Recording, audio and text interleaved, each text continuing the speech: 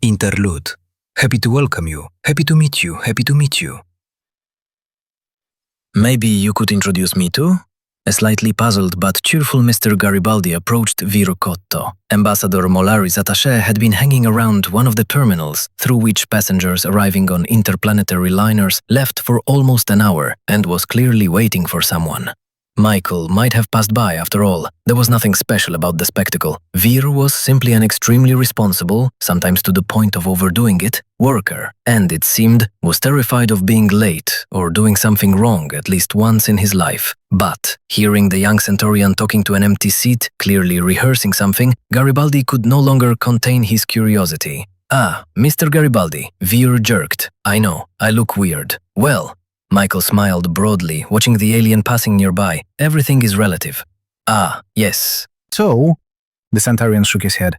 "As for me, I'm looking for women. You should go to the bar for that," laughed the head of security. "It's funny." Cotto sighed. "Okay, excuse me." The man spread his hands. "What kind of ladies? Employees of your embassy?" "3 wives of Ambassador Mollari." "Harem? He's lucky." "I don't, sir." "Are you Vir Cotto?" The incredibly high and disgusting-sounding voice that came from behind him made Garibaldi shudder and Vir wince. But the attaché quickly returned his face to a polite and respectful expression. "Yes, it's me." He bowed to the richly dressed Centaurian standing in front of him. "I am Timov, Al Ghul's daughter." The woman's voice literally read between the words, "You are all shit, on your knees. Take me to my husband." "But Ambassador Mollari warned that 3 of you would arrive. And who is this?" She shook her head contemptuously in Garibaldi's direction. "It doesn't matter." What in my words was unclear to you? Do you have hearing problems?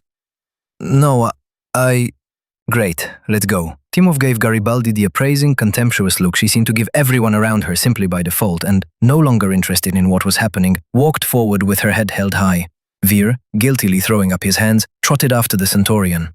He had, of course, been ordered to meet all 3 wives, but no, he would not leave her alone at the station, for safety, and the safety of the station. Although, perhaps not. No luck. To hell with such happiness, even in a single copy. Garibaldi shuddered. As he was about to leave, Michael froze, noticing a couple of men standing at some distance by the wall and clearly arguing about something.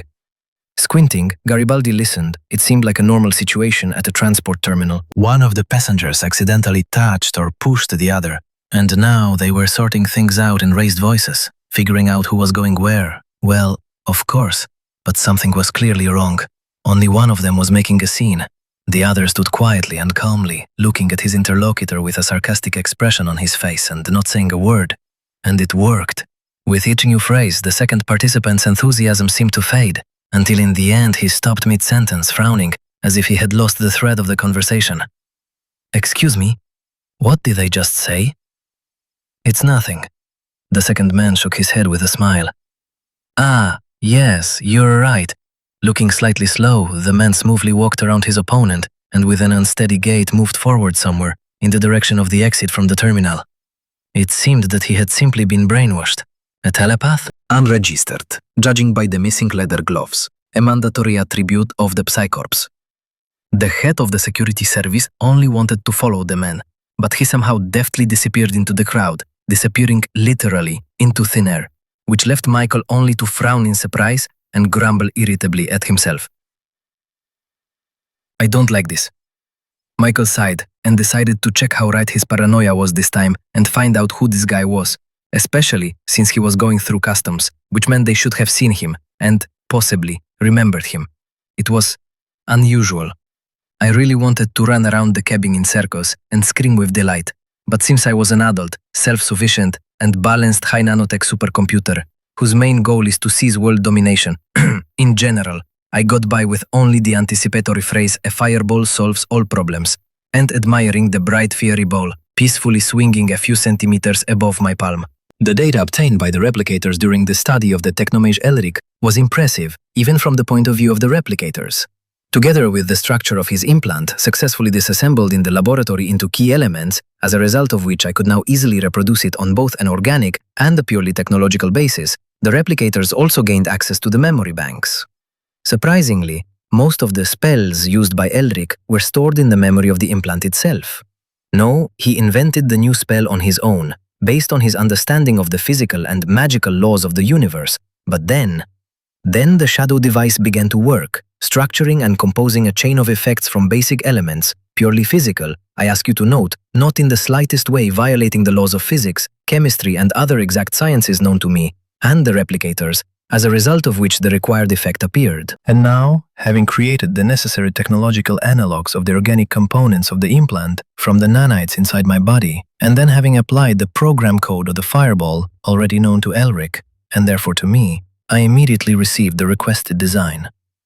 The most pleasant and promising addition to what was happening was the important fact of the excellent and stable operation of the power part of the device. The replicators have not yet begun to scale the zero-space puncture device in order to turn it into a full-fledged industrial energy generator, but even in the basic version, taking into account the ratio of power and dimensions, the nanites of my body recorded an increase in energy saturation of as much as 5,284%. Of course, if I kept the puncture constantly active. An extremely promising technology, Corona relayed over the network with a hint of surprise in her message. I am positively surprised. It seems that not all local species are as backward as I had previously thought.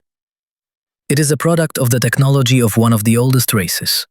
Living in this corner of the galaxy, I answer Neki, continuing to examine the fiery ball above my palm.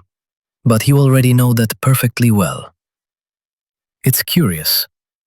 The fireball, as if mocking all the laws of physics, simply hung above the palm, having practically zero energy losses to the outside. I felt that sooner or later it would, of course, go out, or rather, lose stability and explode, which was more likely. But for now, for almost a minute, it hung quietly and calmly, and did not even think of going out. The structure of the object maintains stability due to its own energy reserves.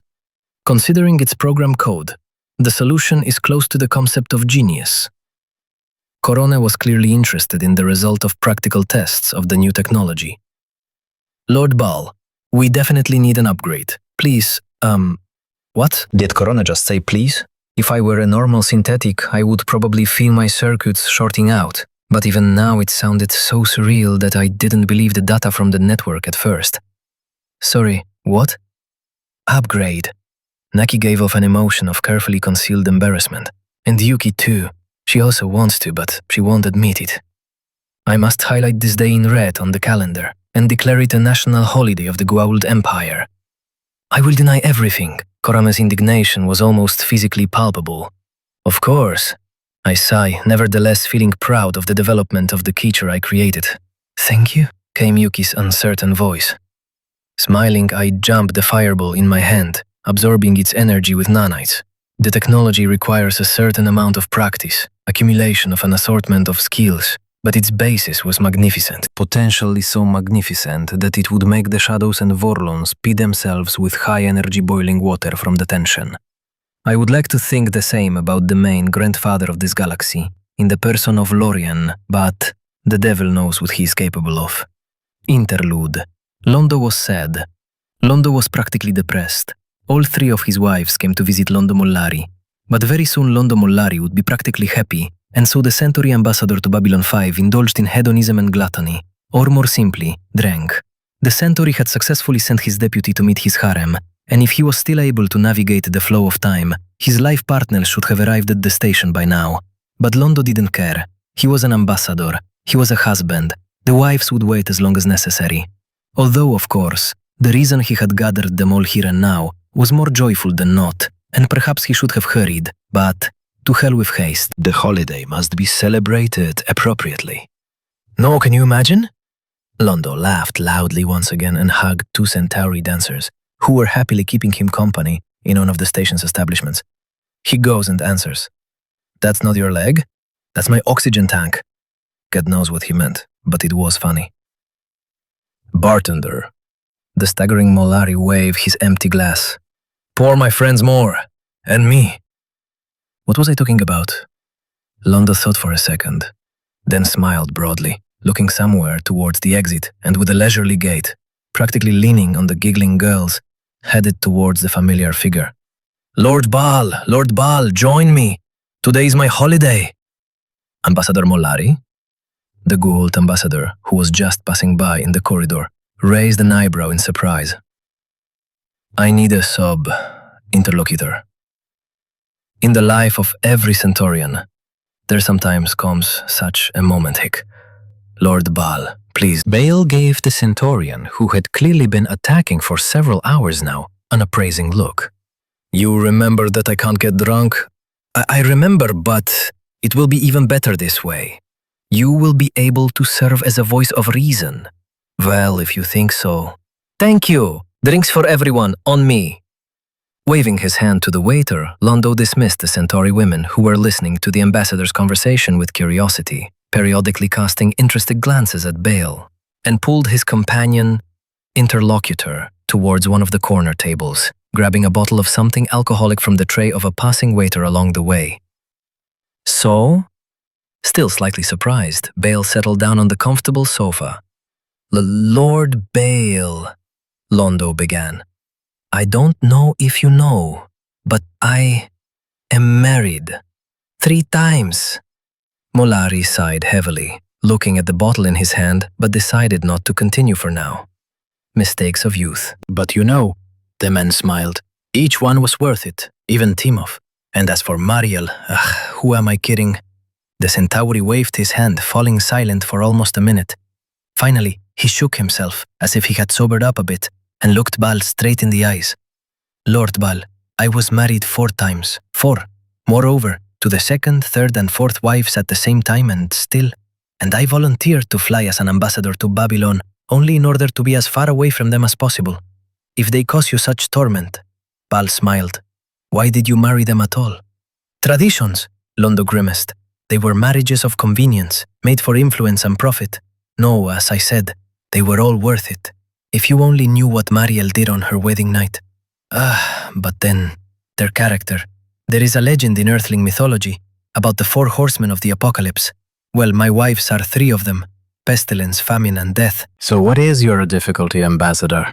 Bal looked at Londo carefully. If you are eager to hear from me some ingenious solution to the eternal problem called women, then I can disappoint you. This problem is not solvable, regardless of the level of technological and cultural development of civilization. The man spread his hands. No, I came to this truth myself, Lord Bal. I need to choose. Choose? Emperor Turhan, may his reign last for many years.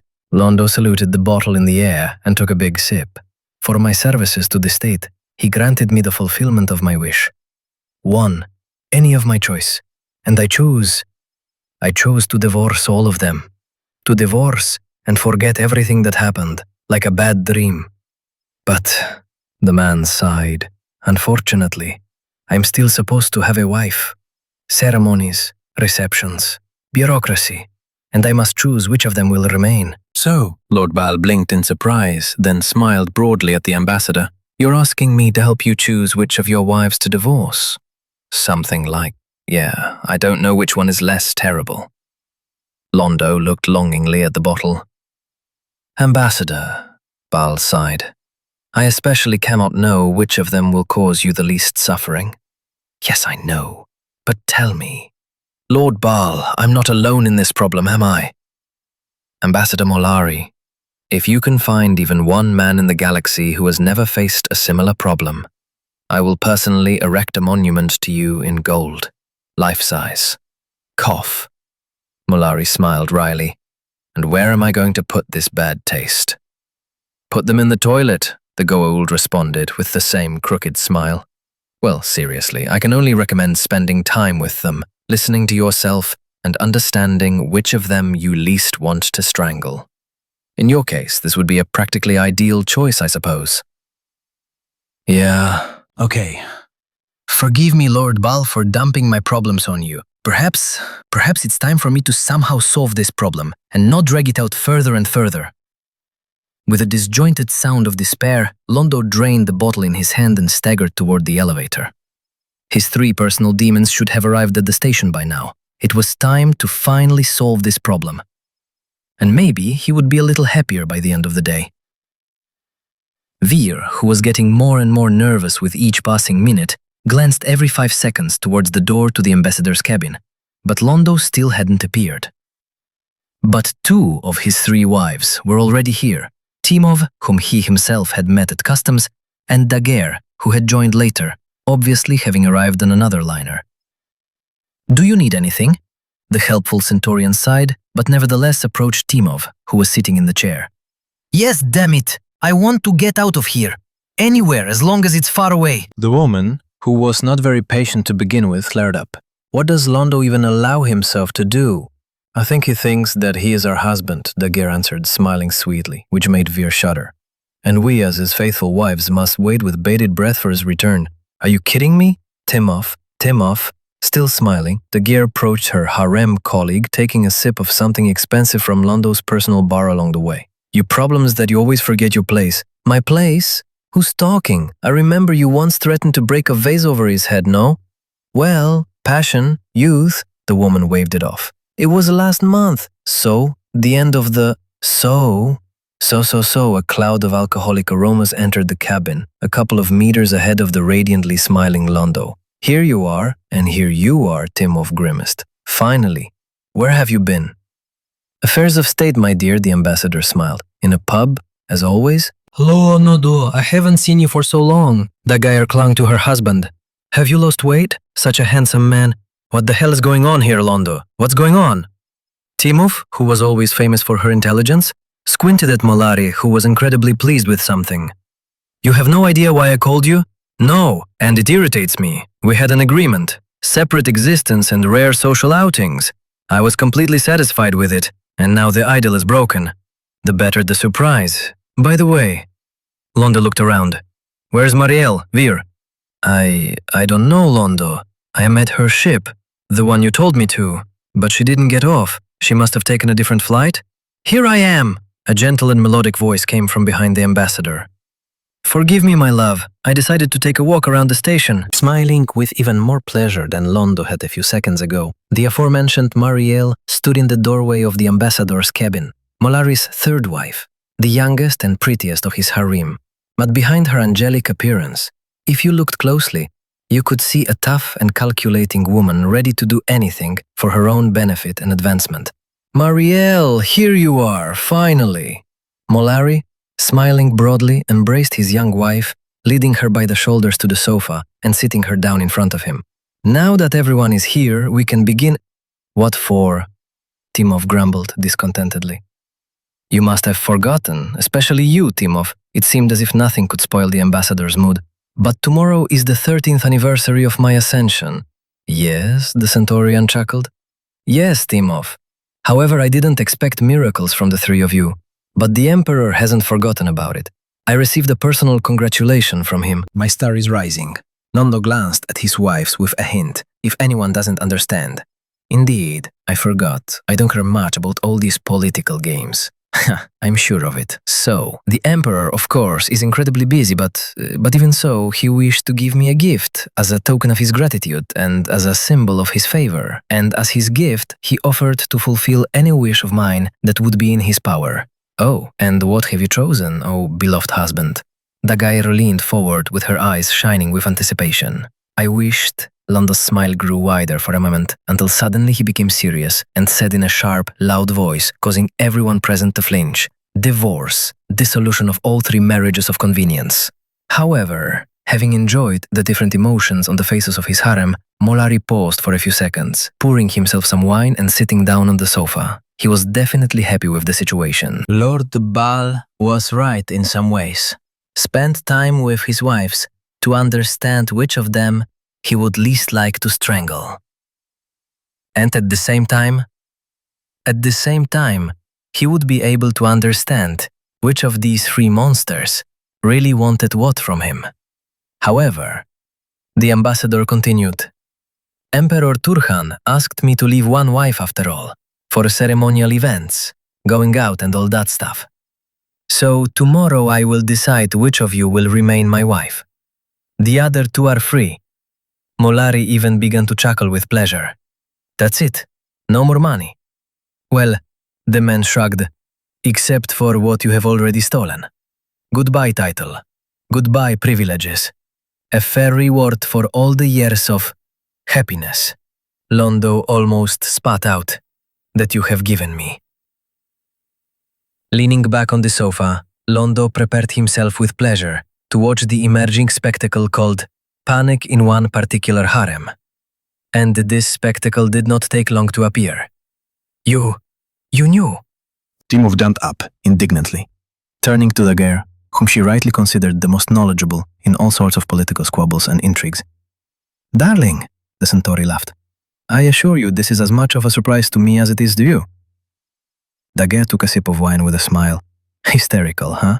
She asked Londo with an innocent look. One word. Origin. You should keep quiet. A thoroughbred mare. Timov did not remain in debt. Ladies, please. Londo put his palms forward, as if trying to reconcile the disputants, but then only grinned. Continue. For the first time today, the ambassador's face was lit up with the smile of someone receiving a special, albeit slightly perverted, intellectual pleasure. Oh, Timov, Daguerre, Mariel shook her head. We are almost sisters, and it is not right to quarrel in front of our beloved husband. You're talking, Timov snorted. Aren't they the ones who say you don't pass up any man, including aliens? I assure you this is just idle gossip. I am faithful to Londo, by the way, my love. The Centauri woman reached into her purse with a satisfied smile, and a second later pulled out an ancient-looking figurine depicting a Centauri man. I have prepared a gift for you for the anniversary of your ascension. I have always been different from them. Mariel shook her head towards the other wives. I was tender and passionate with you. No one can compare to you. Oh yes, Mollari chuckled. And did you have many examples for comparison? No one but you, my love. Just say the word and I will do everything for you. Just like me. Daguerre immediately joined in, clearly sensing what her rival was up to. What? Both of us at once? The youngest of the wives feigned embarrassment. If it will please Londo, then I am ready. No, this is wrong.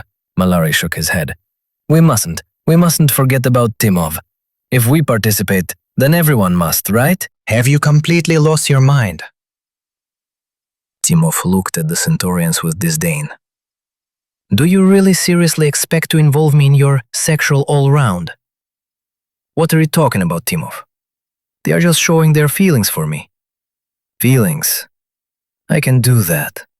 Yes. Timov came closer to the ambassador, smiling sweetly, and then gave him a resounding slap without changing her expression for a second. Will it suit, my beloved? You haven't changed. Londo rubbed his cheek. And you've changed. You've degenerated. Snoring, she turned around and quickly left the cabin. She needed to calm down, so that instead of slapping him, she wouldn't smash the nearest vase on his head. Or two. Well, I didn't expect anything else from the Tims. Londo spread his hands with a grin. Dear Mariel, did you say something about the gift? Yes, Londo dear, the Centauri smiled, and held out the statuette she was still holding. It's an item from the Old Republic. A wonderful thing. Londo carefully took the gift in his hands, examining the figurine of the Centaurian. Suddenly, from somewhere inside the statuette, a soft click was heard. The eyes of the figure flashed scarlet for a second, and Londo somehow whimpered pitifully and began to sink to the floor of the cabin. In the ambassador's forehead, tiny arrows stuck out, seemingly barely piercing the skin. Londo! Daguerre was alarmed, unsuccessfully trying to catch her settling husband. Londo, Mariel, call a doctor, come on! Ambassador Mollari's sudden approach with his complicated family relationships was a bit of a surprise to me. No, I remembered that Londo was married. Moreover, I was aware that he had more than one wife. But, in the end, why did the Centauri ambassador suddenly decide to consult me about his family happiness? The first drinking buddy he came across? I don't know. Nevertheless, the Centaurian's question touched some strings deep in my soul. My program, in short, somewhere inside me. And what about me? How do I feel about Corona and Yuki? And about Shai and Yui? About Alice? About Behemoth, after all? There is a saying, we are responsible for those we have tamed. No, of course I will not wave my hand at the intelligent beings I created, but who are they to me? With Alice everything was clear. A teenage girl, an orphan, a telepath, who had no chance in her native state, except perhaps voluntary forced admission to the Psychor and becoming one of the state's watchdogs. Even if in the end she becomes just one of the corporate telepaths of the Earth Commonwealth, engaged in the support of transactions and the provision of services to other government organizations, following the example of Miss Winters, it was difficult to call this a full life.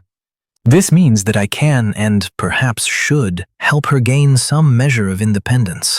And the rest? Korone is showing more and more signs of a fully developing personality with each passing day, having already gone very far from the original set of zeros and ones put into her eared head at the time of the platform's assembly. Yuki is almost in no way behind her, perhaps really perceiving the first Neku as her sister, no matter how strange it may sound in the case of two-eared androids. Sometimes I caught myself thinking that I perceived them as two disobedient, harmful, but still beloved daughters. Well, it would be stupid to deny that Korone's voice of mischief, which should serve as a note of logic and common sense in my behavior, often turned out to be extremely useful. This is even just omitting the moment with the risk of going crazy and turning into a standard replicator, completely switching to naked machine logic and planning. I already feel sorry for the local inhabitants in advance if ancients forbid this suddenly happens someday. As I walked past me, walking with a relaxed gait towards the elevator to move from the embassy level somewhere in the direction of the park, the team of medics led by Dr. Franklin ran at full speed, not paying any attention to me at all, and they ran somewhere in the direction of the Centauri Embassy. Did Londo really take my advice literally, but something went wrong and he really strangled his apocalypse harem?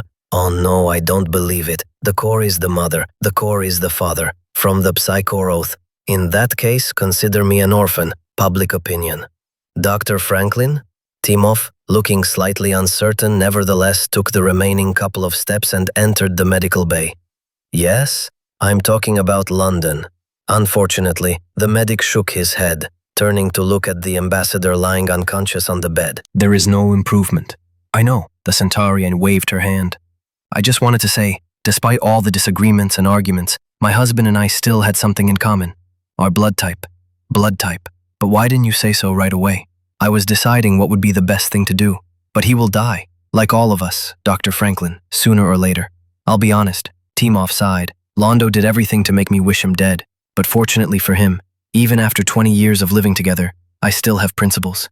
I don't kick a man when he's down. It's a bit unsportsmanlike. So if it really helps, do the transfusion, doctor. But the Centauri raised her finger, on one condition. Not a word to Londo. I'm not in the mood for false gratitude. Agreed, the medic perked up. Come this way.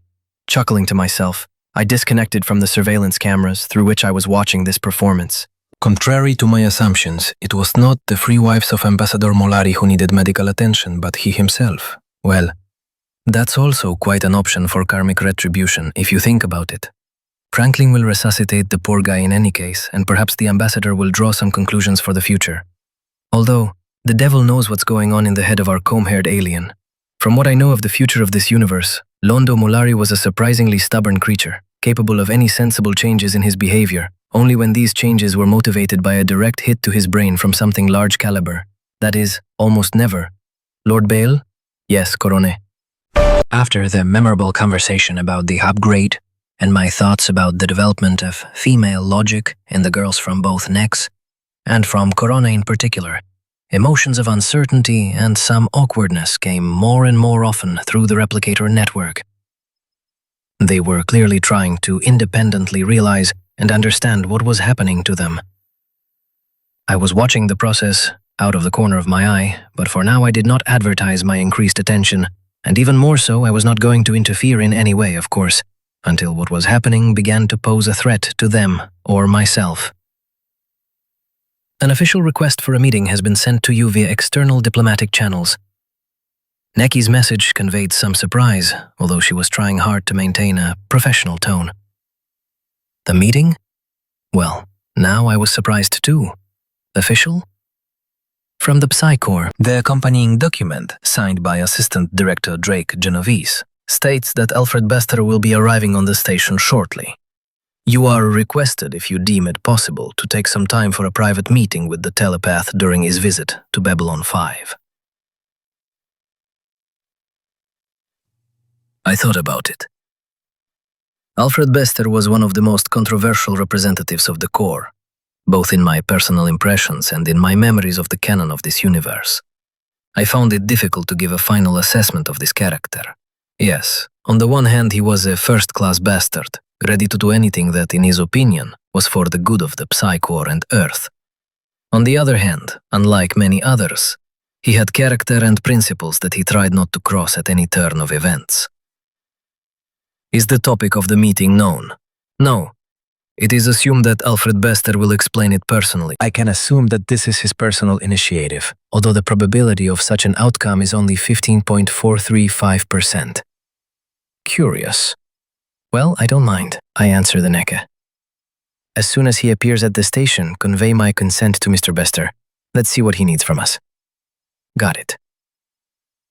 Corone apparently wanted to say or ask something else, but had not yet decided, simply disappearing from my field of attention, demonstratively switching to other matters.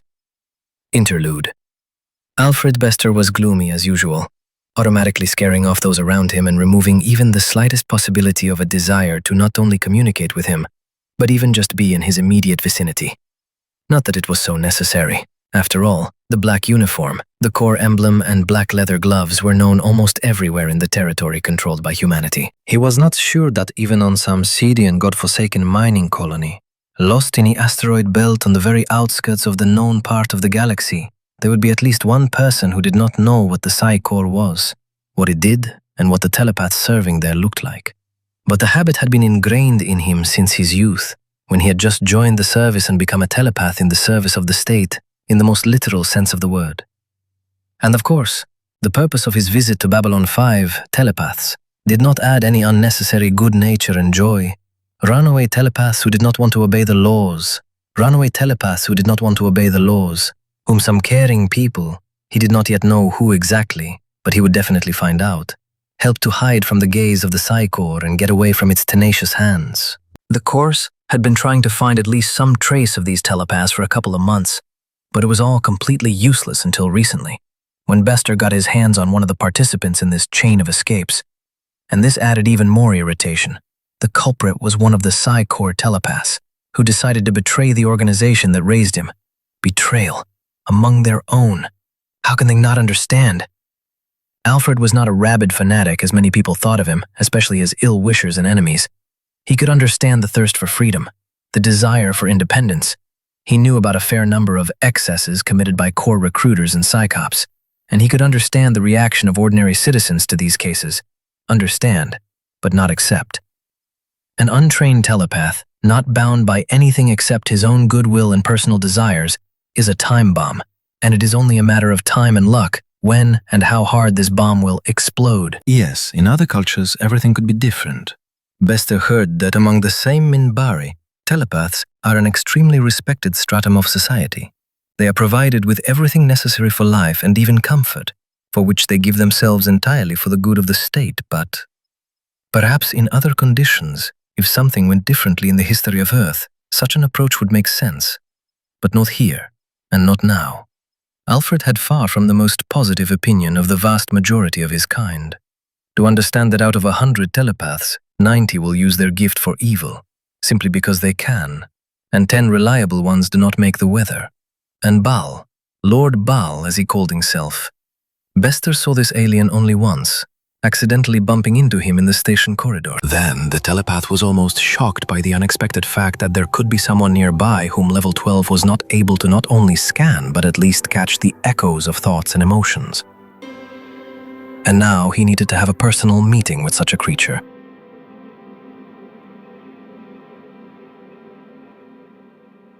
The Corps leadership suddenly became extremely concerned about the ambassador of a foreign state. It seems they were somewhat discouraged by the highly developed technology for creating artificial gravity handed to Commander Sinclair simply on a whim? Well, the Corps orders Bester to carry out. Even unpleasant duties can be useful. Sighing, the telepath rose from his chair and headed towards the boarding gate.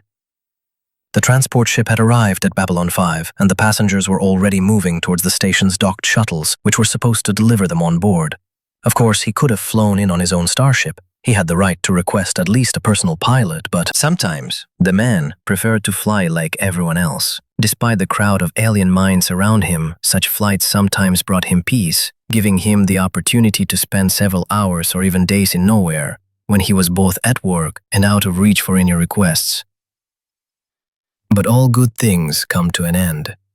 As this flight ended, the flight from the transport to the station took a few minutes, and very soon Bester, maintaining a stony and slightly contemptuous expression on his face, stood before a customs officer, handing him his identification card and a document confirming his authority. Not that it made much sense, everyone knew the Psy Corps uniform, and the number of people willing to forge it, posing as a telepath, became fewer and fewer every year. "Welcome to Babylon 5, the customs officer said, trying to maintain a polite and professional expression as he handed Alfred his papers back. Will you require an escort? Thank you, but I know the way. Bester shook his head, adjusting the small bag on his shoulder, and walked with measured steps towards the nearest public terminal. His superiors had to send an official request to the station for a meeting with the Goa'uld ambassador, Lord Baal. So the first thing to do was to check the status of this document, in order to be able to plan the order of affairs for the future. Having logged into the terminal and entered the departure number, Alfred spent a few seconds reading the text on the screen. Finally, the man nodded in satisfaction, taking out the identification card back and turning towards the elevator. Baal's attaché confirmed the ambassador's readiness to receive the telepath. Well, that meant that first he would visit the new commander of the station, Captain Sheridan, to voice the main purpose of his visit, and only then would he head to the diplomatic meeting. He sent a notification about the need to meet with the station officers himself from the nearest station, where the ship exited hyperspace on the way to Babylon 5. He was already anticipating the waves of impotent discontent that Ivanova would broadcast in his direction. But work should also bring pleasure, right? Therefore, without putting off pleasure for a long time, Alfred Bester headed to the station commander's office. The committee for his reception was amazing.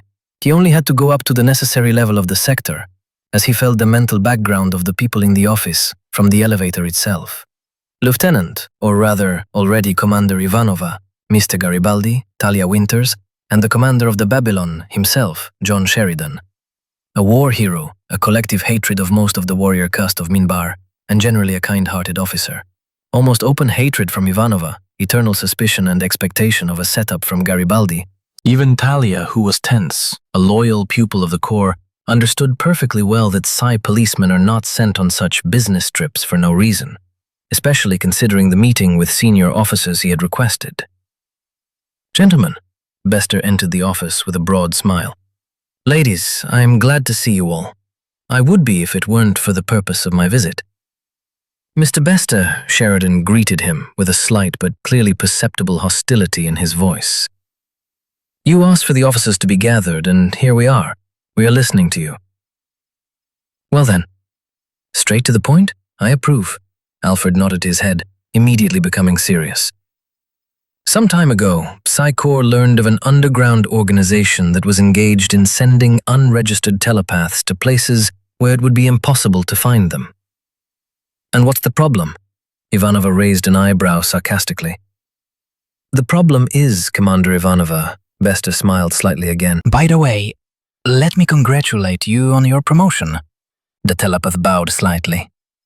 "So, the problem is, Commander Ivanova, that even one unregistered and moreover untrained telepath is a threat to national security. And dozens. Psi Corps cannot guarantee their non-interference in the personal lives of ordinary citizens. The transfer channel known to us passes here, on Babylon 5. In this regard, I hope for your help, gentlemen and ladies." Bester spread his hands. "What exactly do you want from us?" Garibaldi asked grumpily. "It would be very nice, and for you as well, Mr. Garibaldi, for your brave guys to look around a little more carefully than usual." Bester walked around the captain's table, literally feeling the latter's growing irritation with his skin. "And what should they look for?" "Everything is suspicious, Mr. Garibaldi. Of course, I myself will do everything possible to sense telepaths if they are on Babylon 5, but..." The man frowned. If there are many of them, they will be able to close even from me. But someone always sees or hears something. It is not for me to tell you how rumors work. Oh, please. The head of security grimaced, casting an eloquent glance at Sheridan. Do you have any additional information? Names of suspects, perhaps? Ship names? Here's everything I can share with you. A black-gloved hand dived into a pocket, pulling out an information crystal and carefully placing it on the table in front of the woman. Not as much as I would feel more comfortable with, but what Commander Ivanova has, so to speak. I would like to talk to my subordinates, Sheridan said, exchanging glances with Garibaldi, who clearly had something to say. Of course, Captain. Alfred nodded. Do not deny yourself anything. Miss Winters?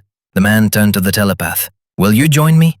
The telepaths left the office, leaving the officers in a prolonged silence. You've gone quiet. Sheridan looked meaningfully at his subordinates. You don't want to tell me anything. Is you right? Theoretically. Garibaldi waved his fingers in the air. Perhaps he's right. You may not like the laws of the Earth Commonwealth, but we are obliged to follow them. If illegal activity is taking place on the station, we must take action. Theoretically. Garibaldi, is that you? Ivanova threw up her hands. Do you want to help them? Do I want to? Definitely not, but I have to. The man shrugged. The law obliges. Ironic, isn't it? Michael Garibaldi rose from his chair and began to pace around the office, just as Bester had done earlier. Psychor was originally created out of fear of telepaths.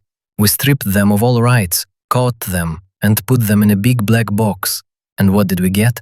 Black uniforms, strict rules, unquestionable orders. I feel like throwing up, forgive me. Yes. Not just you, sighed Sheridan, thoughtfully drumming his fingers on the table. So, Mr. Garibaldi, Commander Ivanova, the captain glanced at his subordinates. Give him assistance. But, he raised his finger, don't take your eyes off him. Garibaldi saluted briefly, for a moment looking dashing and idiotic. But then he became serious and headed toward his office, to give out instructions and directions, to search for anything suspicious. A very constructive recommendation, just a real treat. Captain Ivanova, who had lingered, looked gloomily at Sheridan. I would recommend that you familiarize yourself with Mr. Bester's file. Commander Sinclair left files. We had problems with him some time ago because of one telepath, Ironheart. You'll understand who you'll have to deal with. Ivanova bowed her head in the prescribed manner and left the office, leaving the extremely thoughtful captain alone. The officer's head began to be filled with extremely unpleasant suspicions about the next few hours, if not days. First, the increasing rent on the Babylon, now this. What next? Will they make him pay for the repairs to the Calvados out of his own pocket? Sheridan shuddered. As soon as Bester and Winters left the office, a smile of satisfaction with the work done and life in general appeared on the face of the Psy-policeman, a smile that did not disappear until the very Zocolo, where the man began to walk between the rows with faint interest, studying the goods and sellers. But it seemed so only to those who did not understand what he was working on, and Talia knew this, listening to the station, trying to really catch the echoes of many telepathically gifted consciousnesses, filled with a desire to hide and hatred for him personally. Sir? Talia glanced at her colleague in surprise. They will do everything, Miss Winters. The telepath smiled even wider, slowly walking forward. Are you sure? Yes. Alfred nodded. Did you scan them? Miss Winters, you know as well as I do that scanning is prohibited by law. That's right. Talia turned to Bester, who had stopped at one of the counters. And you're scanning me. You should have noticed a superficial scan, but the woman shrugged. If your goal was to close yourself off from me, I would scan you, Miss Winters, the telepath sighed. If I suspected that you were involved in treason, but you are not a traitor, are you? No, Talia answered, trying to remain calm. Well, then everything is in perfect order, Miss Vin. Alfred suddenly fell silent, stopped abruptly and began to look around. A voice, a thought, he finally heard it. Anger, hatred, fury and thirst for murder. All the most powerful and negative human emotions are almost impossible to hide. They will break through any barrier instilled by a telepath in his consciousness. That was the case now. Someone in the crowd, someone who had just seen Bester, was unable to contain their emotions. Yes, Alfred could not say exactly who and where it was, but he knew the main thing. He had not flown to Babylon 5 in vain. Something wrong? Did you hear? What did you hear? Talia looked around in surprise. Open your mind. Remove all barriers and listen. The woman obediently removed all barriers from her consciousness, designed to filter out the background noise and thoughts of the huge mass of people around her. But Talia Winters heard nothing but this very noise, just a crowd of people hurrying about their business and busy with their everyday thoughts. Some of them even made the woman feel uncomfortable, so bright and indecent were they, but she did not hear anything particularly unusual. Nothing special, just background noise. They are here, Bester said, squinting predatorily and shaking his head. I was right. Lord Ball, this is Alfred Bester. You should have been informed of my visit. The telepath appeared at my doorstep, as Corone had promised. Come in. I give the command to open the door to the cabin with a smile, politely standing up from the sofa to greet the guest. Good afternoon, Mr. Bester. Please come in and sit down. Alfred walked inside with some caution, his gaze intently and attentively scanning the gold panels on the walls and the general decor of the room. Despite his poker face, the man's eyes twitched slightly, about to widen in shock. It seemed that even if rumors about my extravagant interiors had reached Psycorps, it was hard to believe them. The telepath's gaze smoothly slid over me. Bester was clearly trying to read my thoughts again, but, as before, the attempt was not successful. Mr. Bester. I slightly tilt my head to the shoulder, hinting to the guest that the pause has dragged on, and he is still standing almost at the threshold. I beg your pardon, Lord Ball. The man bowed his head. I couldn't help but admire the decor of your cabin. It's just... I can understand you. Sometimes, I too get tired of the excessive richness of the interior. But, I throw up my hands. My status obliges. Traditions are sometimes stronger than us. I think you understand. Understand. Sit down. I smoothly move my hand towards the chair, settling myself on the sofa, having waited for the guest to sit down. My attaché, Corone, gave me an official request from the management of your organization asking for a personal meeting. But, frankly speaking, I did not quite understand the essence. Yes, I apologize, Bester nodded. I will explain in more detail, but I will have to make a small excursion into history, if you allow me. I nod approvingly, noting with curiosity that the psychop feels distinctly out of place. It seemed that the telepath relied heavily on his ability to sense the minds of others around him, using it as an additional sense like sight and hearing. And now, the fact that he saw a sentient being in front of him, but didn't see his consciousness, confused Alfred. An interesting observation. I'll have to ask Alice if she experiences something similar. I'm all ears. Psycorps. Our organization exists so that ordinary citizens can feel safe. The man spoke slowly, carefully choosing his words and monitoring my reaction. Telepaths have appeared in our society not so long ago, but almost immediately became an obvious problem. Untrained telepaths are dangerous, both for themselves and for others. They are practically unable to control their gift, and in some cases, when the potential of a newcomer is especially great. Bester moved his fingers in the air. This turns into a real problem. Imagine, if you allow me to give an analogy, playing the violin. A trained musician will extract beautiful and magical melodies from the instrument, but even the most talented but untrained telepath will bring into this world only a monstrous cacophony, and telepathy is not a harmless violin. Your analogy is clear, Mr. Bester.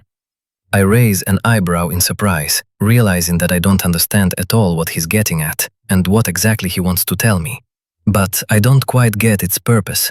I already told Commander Sinclair, who was concerned with exactly the same question, I believe, that my species does not possess telepathy in the sense that you put into this term. At that very moment, Corone entered the cabin from the adjoining room, smiling sweetly and politely at my guest and quietly clinking dishes in the kitchen corner. And Bester hung again. And I could just see the gears in his head creaking, trying to process and comprehend the signals received by the brain from the sense organs. A girl with cat ears on her head. A cute girl with cat ears on her head, whose thoughts he, a level 12 telepath, could not even understand, whether they were in her head at all, let alone read. Alfred even spent a few seconds looking from Corona to me and back, as if trying to understand whether we really existed. The existence of one alien whose thoughts he could not read was already a difficult test for a telepath, but two at once? Belonging obviously to different species, in the same room? Tea, gentlemen? Necky's melodic voice made Bester shudder, bringing him out of his contemplative mood. Yes, thank you, Corona. I smile, nodding, only miraculously, under the title I'm a replicator, maintaining composure. I won't refuse.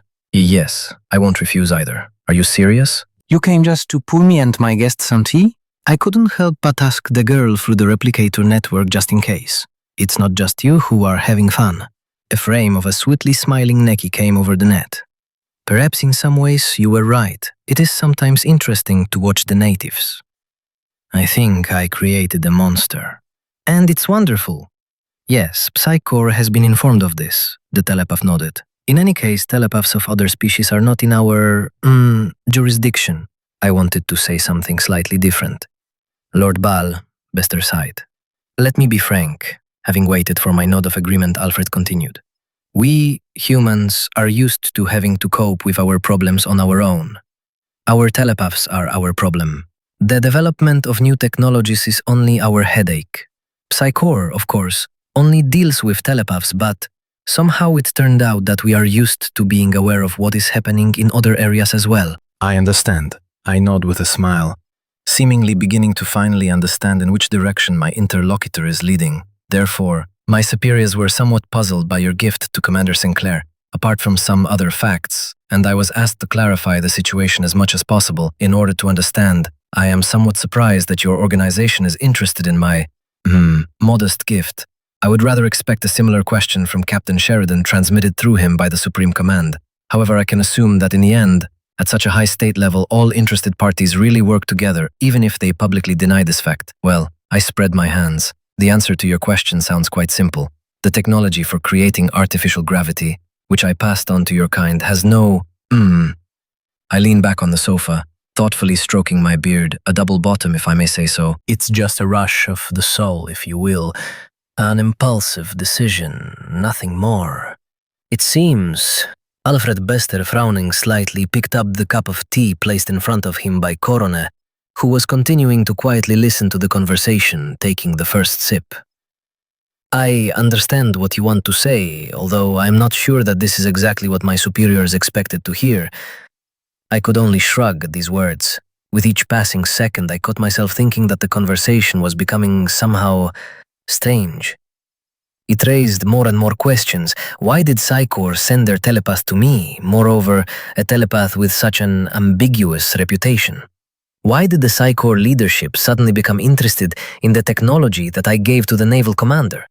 I don't think Bester kept silent about our first meeting, which means that his leadership knows that the telepath was unable to read me.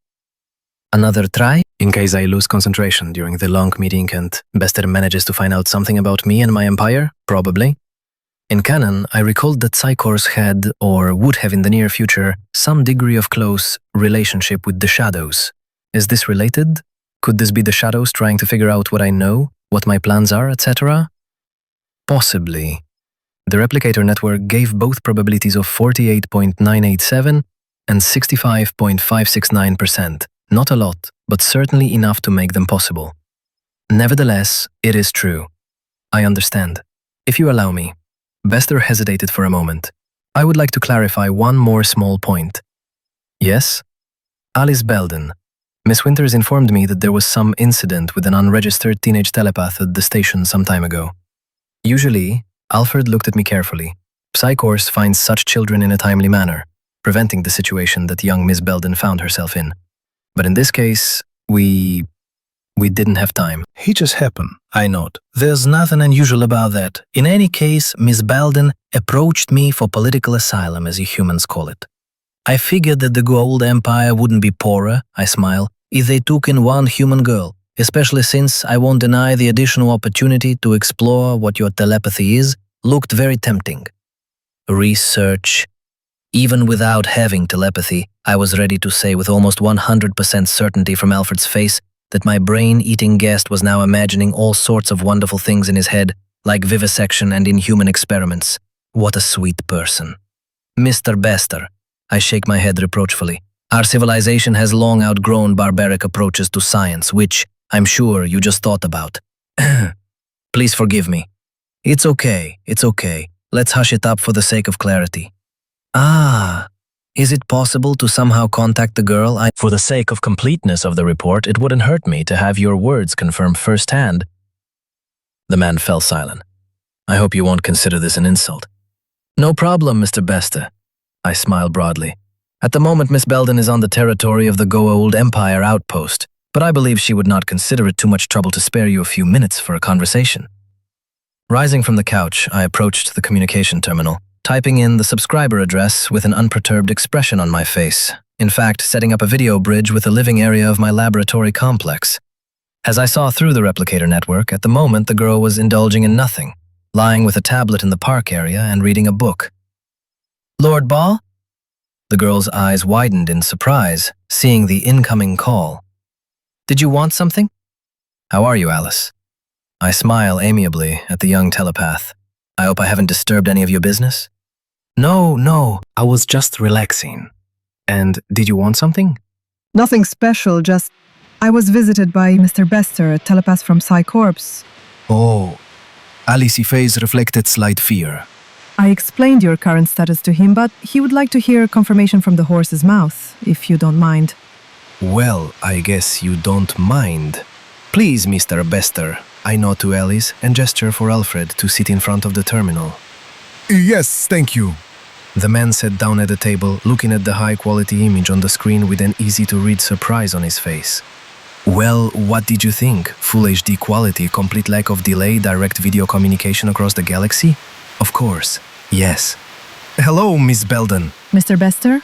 The fear had clearly passed, and a certain chill had come to his voice. What did you want? If it was only a matter of confirming Lord Baal's words, then I confirm it. I really did request political asylum in the territory of the Goa'uld Empire. And I don't regret it at all. Miss Belden, perhaps you do not fully understand what Psychor is. If you allow me, I would like to take this opportunity. The telepath glanced sideways in my direction, clearly fearing that I would hinder his advertising efforts in favor of his native organization.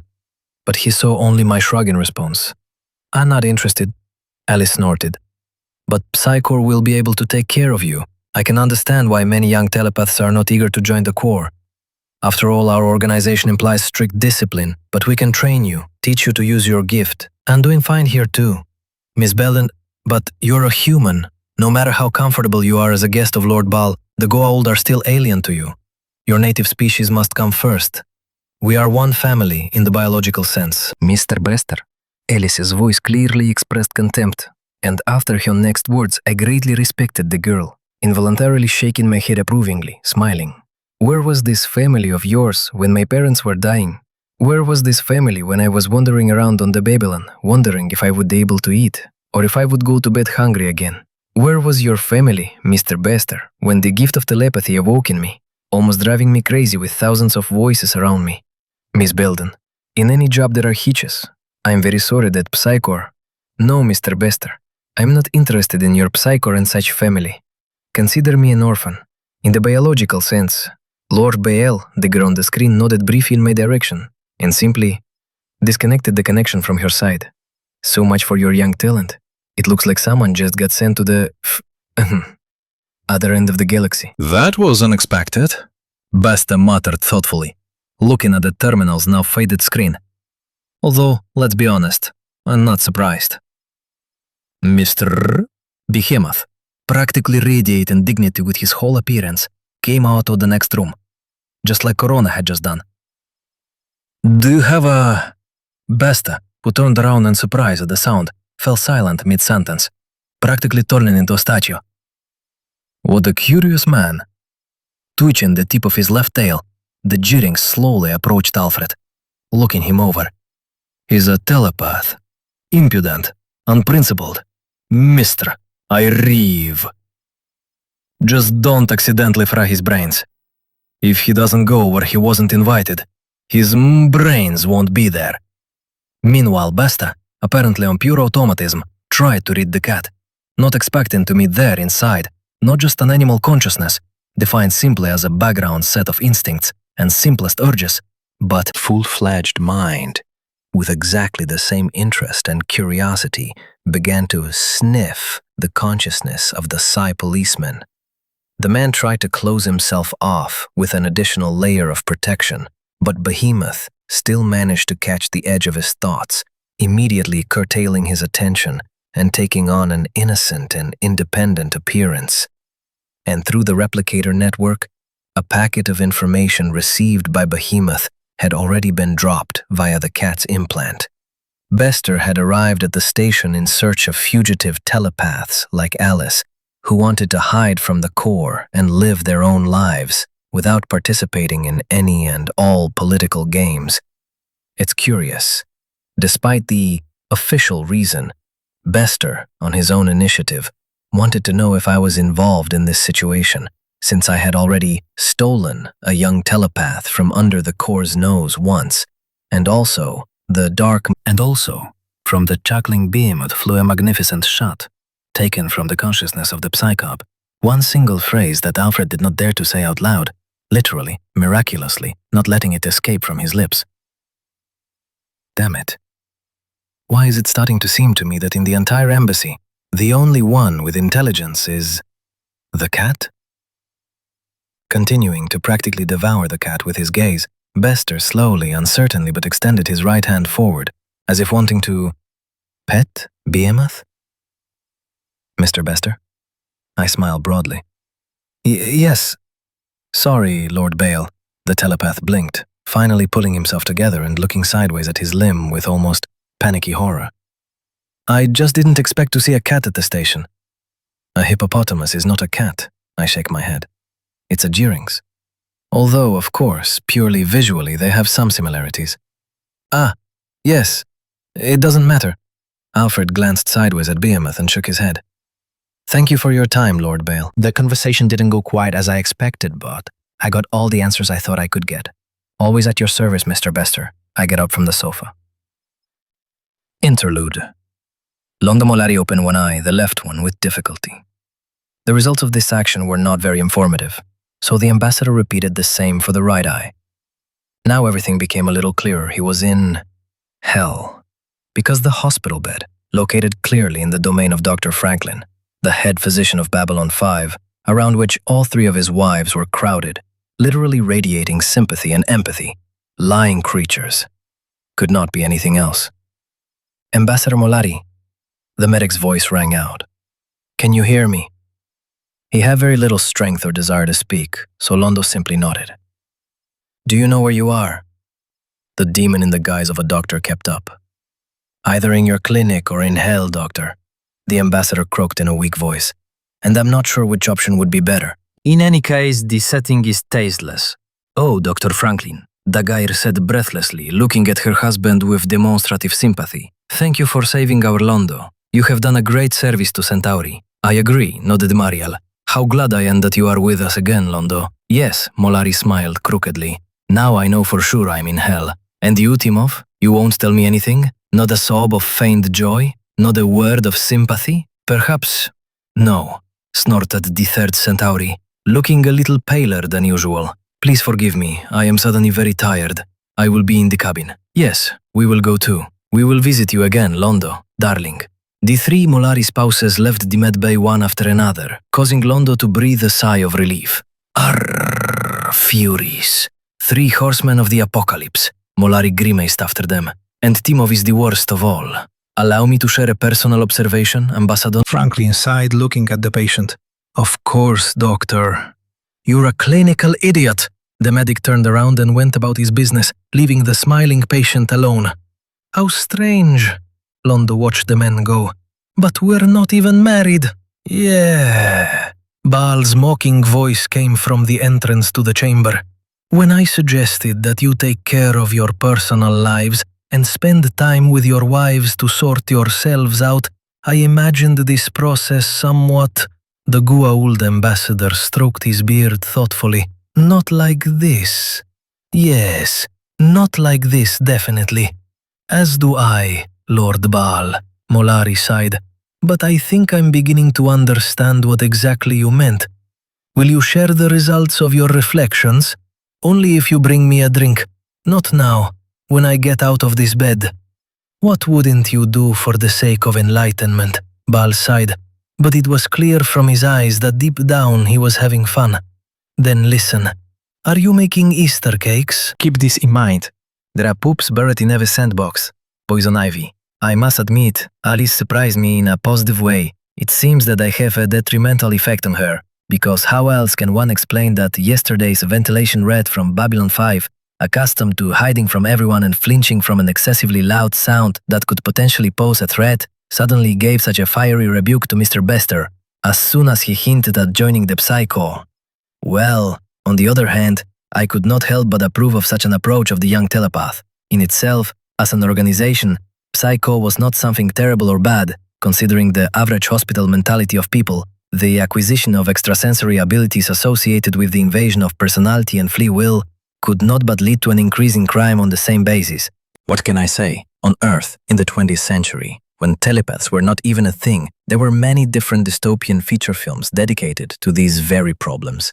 Yes, telepathy in the form in which it exists now and in reality was practically not presented there. But the general message aimed at the problems of acquiring paranormal abilities of the mind by ordinary people was very clearly traced. But when it came to the moral side of the Corps' work, everything was not so rosy. Mr. Bester, of course, gave an excellent euphemism with violin-playing skills, but there were many questions and doubts about the adequacy and common sense of the Corps' leadership, starting with the very first people who stood at the origins of this organization at the beginning of the 22nd century. It is clear that when something concerns the well-being of the state, the personal problems of individual citizens go to hell. This has been the case throughout the history of mankind, and not only it, I suppose, but it is one thing when this happens to mere mortals, but telepaths? To oppress for decades a stratum of one's own society, which is not only a living weapon, but also a potential path to ascension? Yes, they did not think about such a thing. Yes, they did not know about it at all. I doubt that the Vorlons, who implanted the telepathy gene in people, left them manuals and an announcement of the development of the species. But even so, to conduct such a draconian policy towards creatures who, if they decide to take the matter seriously, can destroy almost half of the civilization? A very smart decision. In any case, I was even proud of Alice somewhere. In fact, her open démarche, although it was dictated to a greater extent by her contradictory teenage character and difficult childhood, in essence demonstrated, albeit unconsciously, a willingness to break with her own species because of the behavior of a separate group of its representatives. In canon, as far as I remember, she did the same, but in a less vivid form, moving to live on Mimba. But that's not all, as they said in one popular TV show of the 90s of the 20th century on Earth. Alfred Bester was so kind as to be shocked by the appearance of the unique behemoth that he involuntarily told me the reason for his appearance on the station. Runaway telepaths. The question required some time to think about. On the one hand, this is a potential source of useful human resources, some of which could be used at least to train the same Alice. As far as I could imagine, among the runaways from the Corps, there were sufficiently trained brainpackers. At least the bits of information I remembered from the Canon series hinted that this entire crowd was not just herded from place to place, but also trained in the skills of controlling their gift. Otherwise, how could they have brainwashed Bester? Even with such a significant numerical advantage, he should have at least suspected something was wrong, at least due to his professional experience. On the other hand, if I imagine correctly, they can and will be an extremely valuable resource for the local inhabitants during a direct clash with our ancient secretive friends. Do I care about the outcome of the conflict? Basically not the slightest. Will humans and younger races cope without additional telepaths? Based on the available data, the replicator network gives a probability of 78.341%. Yes, but at the same time, the probability that the same Sheridan would come to me in an attempt to attract a strong ally to his side was as much as 85.12%, which was a monstrously high figure. I have to think. I thought for an extremely long time, especially by the standards of replicators, 5 minutes. In the end, I decided to rely on chance. After all, in the canon, telepaths managed on their own, which means that my intervention to preserve their lives and freedom is not critically necessary. It will be enough to simply find their location on the station to be able to track them to their new place of residence. Still, the opportunity, if necessary, and with a great desire to have a trained telepath with a brain not washed by the Corps who can give Alice a full education in terms of using her gift is valuable in itself. And what to offer for such a service, honestly, is not that difficult to find, especially for CCTV cameras in the adjacent corridor of the embassy sector recorded Ambassador Kosh slowly walking in the direction of my cabin. Are the Vorlons finally ready to talk? Enienta na njega znovu się ściemuteli pospowiedzcie. Na którą było Vorloniewa się laktują, no żeby smotalenio frajda na błoczu naszej drzuj siatek pobielowami. No de golu siadzajmy na zokaz do się Vorloniewa na się i tchorety. Na behemot jasmowna co stwosieni te teleton telepatawycu. To jest zły i tchorety ja zwyczajnie opijem i nasze kwieni co zroszeją moszkenet, to je nadchod od noru kary dynnaka. Narzmujenie uliniusznie szelek by nie Vorlon, telepatawa bologów szasa szechajerupa, telepatawa replikatorwa siewur w taki kosie żona, co mowi armii pozanyła w to rozporę bylsiem jetone dyzniaromił wenarwor masu, replikatoru żena się mienosow siewietna do mnie zabarty wejoco. Zajmuczył ten urudy na celonie Varlon, replikator wasielo. Komiecha tak ściemna się go w tronę rozbomymi namo a się z priską najdoche zazniole za... Moreover, it was the long-eared sisters who did all this, and they did it before the calculation of the probabilities of the outcome of my conversation was completed. It seems that I will have to have an educational talk with someone on the topic of excessive paranoia is not always good, but for now, I have only shifted the coordinates of the ship's exit to the nearest uninhabited system near Babylon. Even if everything goes according to the worst possible scenario, and the Vorlon Empire's battle fleet emerges from degenerate space to the station, the time it will take for my ships to arrive will be tens of seconds.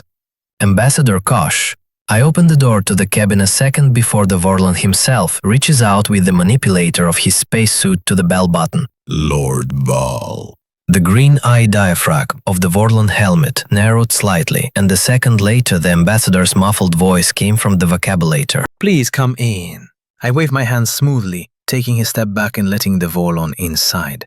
Kosh's tall figure swayed smoothly, floating into the cabin, maintaining complete silence. Only at the very limit of the replicator sensor's sensitivity did I hear the slight rustle of his robe. Curious, Kosh stopped in the middle of the room as if examining the gold panels and trying to understand or translate the inscriptions on them. The helmet of the spacesuit swayed smoothly from side to side, completely ignoring my presence. Finally, apparently finished with studying the surroundings, the Vorlon ambassador focused his eye on me, narrowing the aperture to the limit, which gave the impression that he was squinting. I was also studying at the same time as the Vorlon. The replicator blocks that lined the cabin scanned my guest in all available ranges, perhaps avoiding especially rough methods like hard X-rays. Like all the technologies of this civilization, the ambassador's spacesuit was a conditionally living creature. The replicators clearly saw the rudimentary nervous system and felt electrical activity similar to the work of the mammalian brain. But all this was so weakly expressed that if the same Dr. Franklin had conducted the scan, he would not have seen anything at all.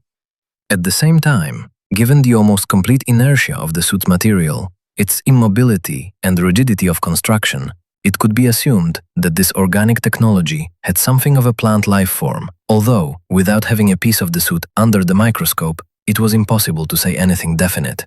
Much more interesting was the fact that in addition to the indicated radiation, the scan showed practically nothing that could come from inside the shell and represent Kosh's body itself. Either the replicators were doing something wrong or the suit reliably closed its carrier from external scanning. However, in the case of the shadows following Mr. Morden, the scan also did not show anything intelligible inside their outer covers. How can I help you? I don't suggest that the ambassador sit down, since I have no idea whether he is even capable of sitting. Who are you? It seems to me that we have already started a conversation from this point. I thoughtfully tilt my head to the shoulder, casting a glance at the ambassador's figure.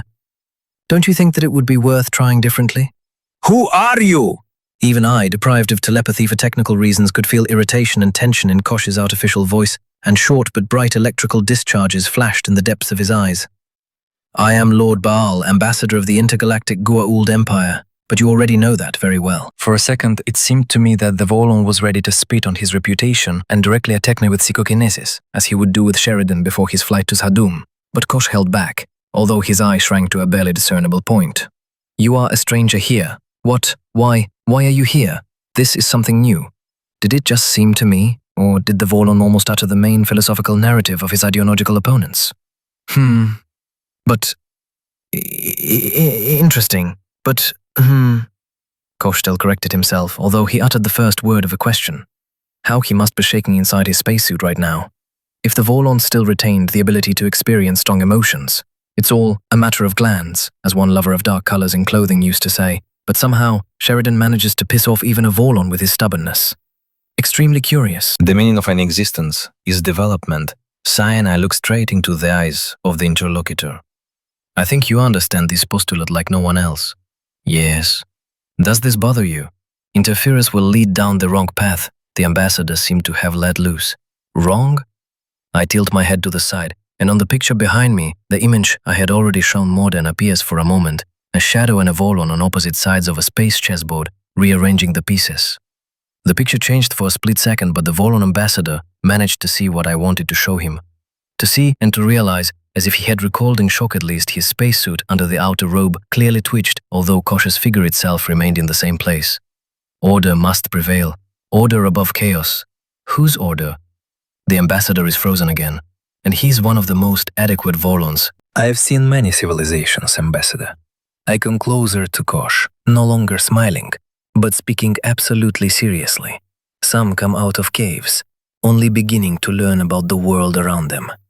Others are already sedately marching towards their sunset, ready to leave and clear the way for new ones.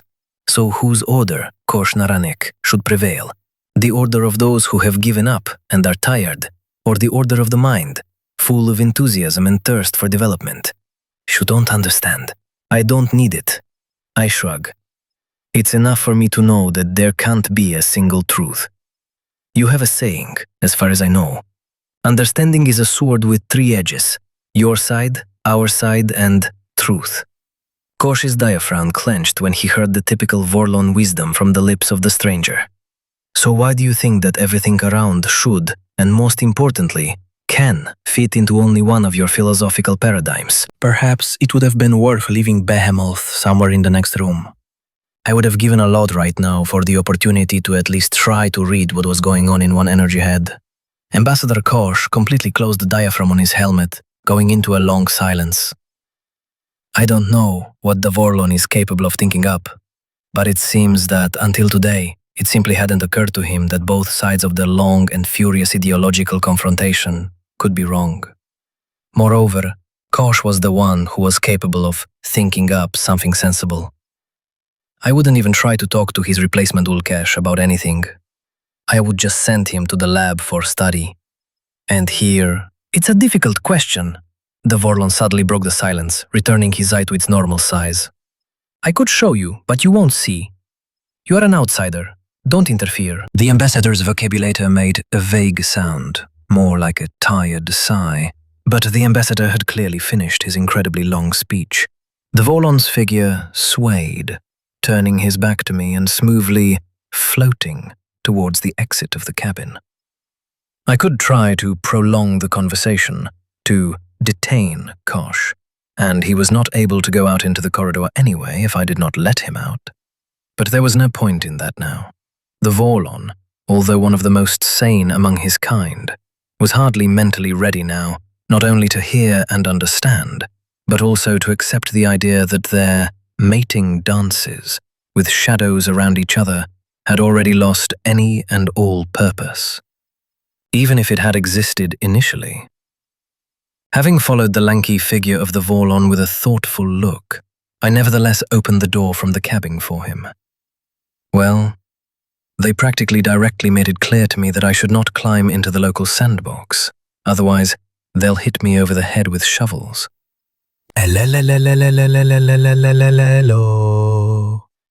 I, in general, had not planned to take any particularly active steps to interfere in what was happening, but something tells me that the younger races may have an opinion on this matter that is very different from the official policy of the ruling party.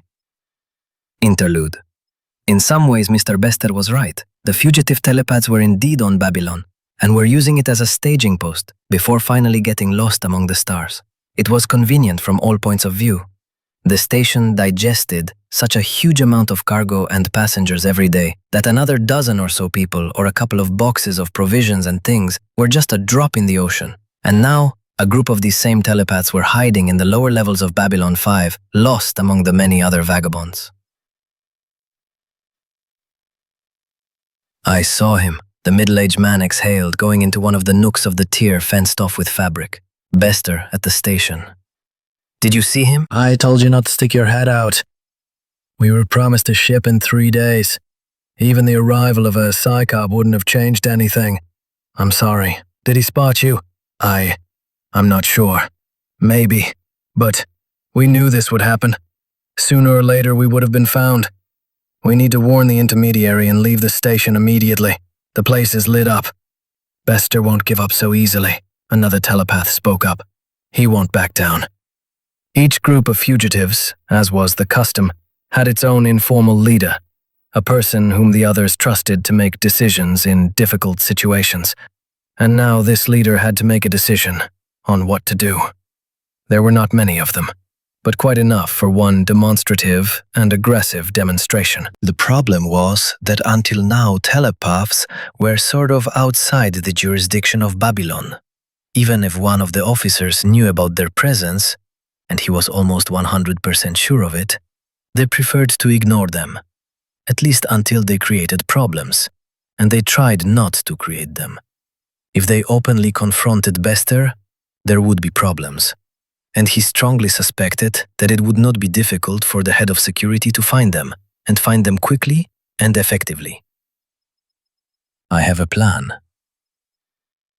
Bester rarely allowed himself to be outright idle, but sometimes it was possible to combine the pleasant and the useful.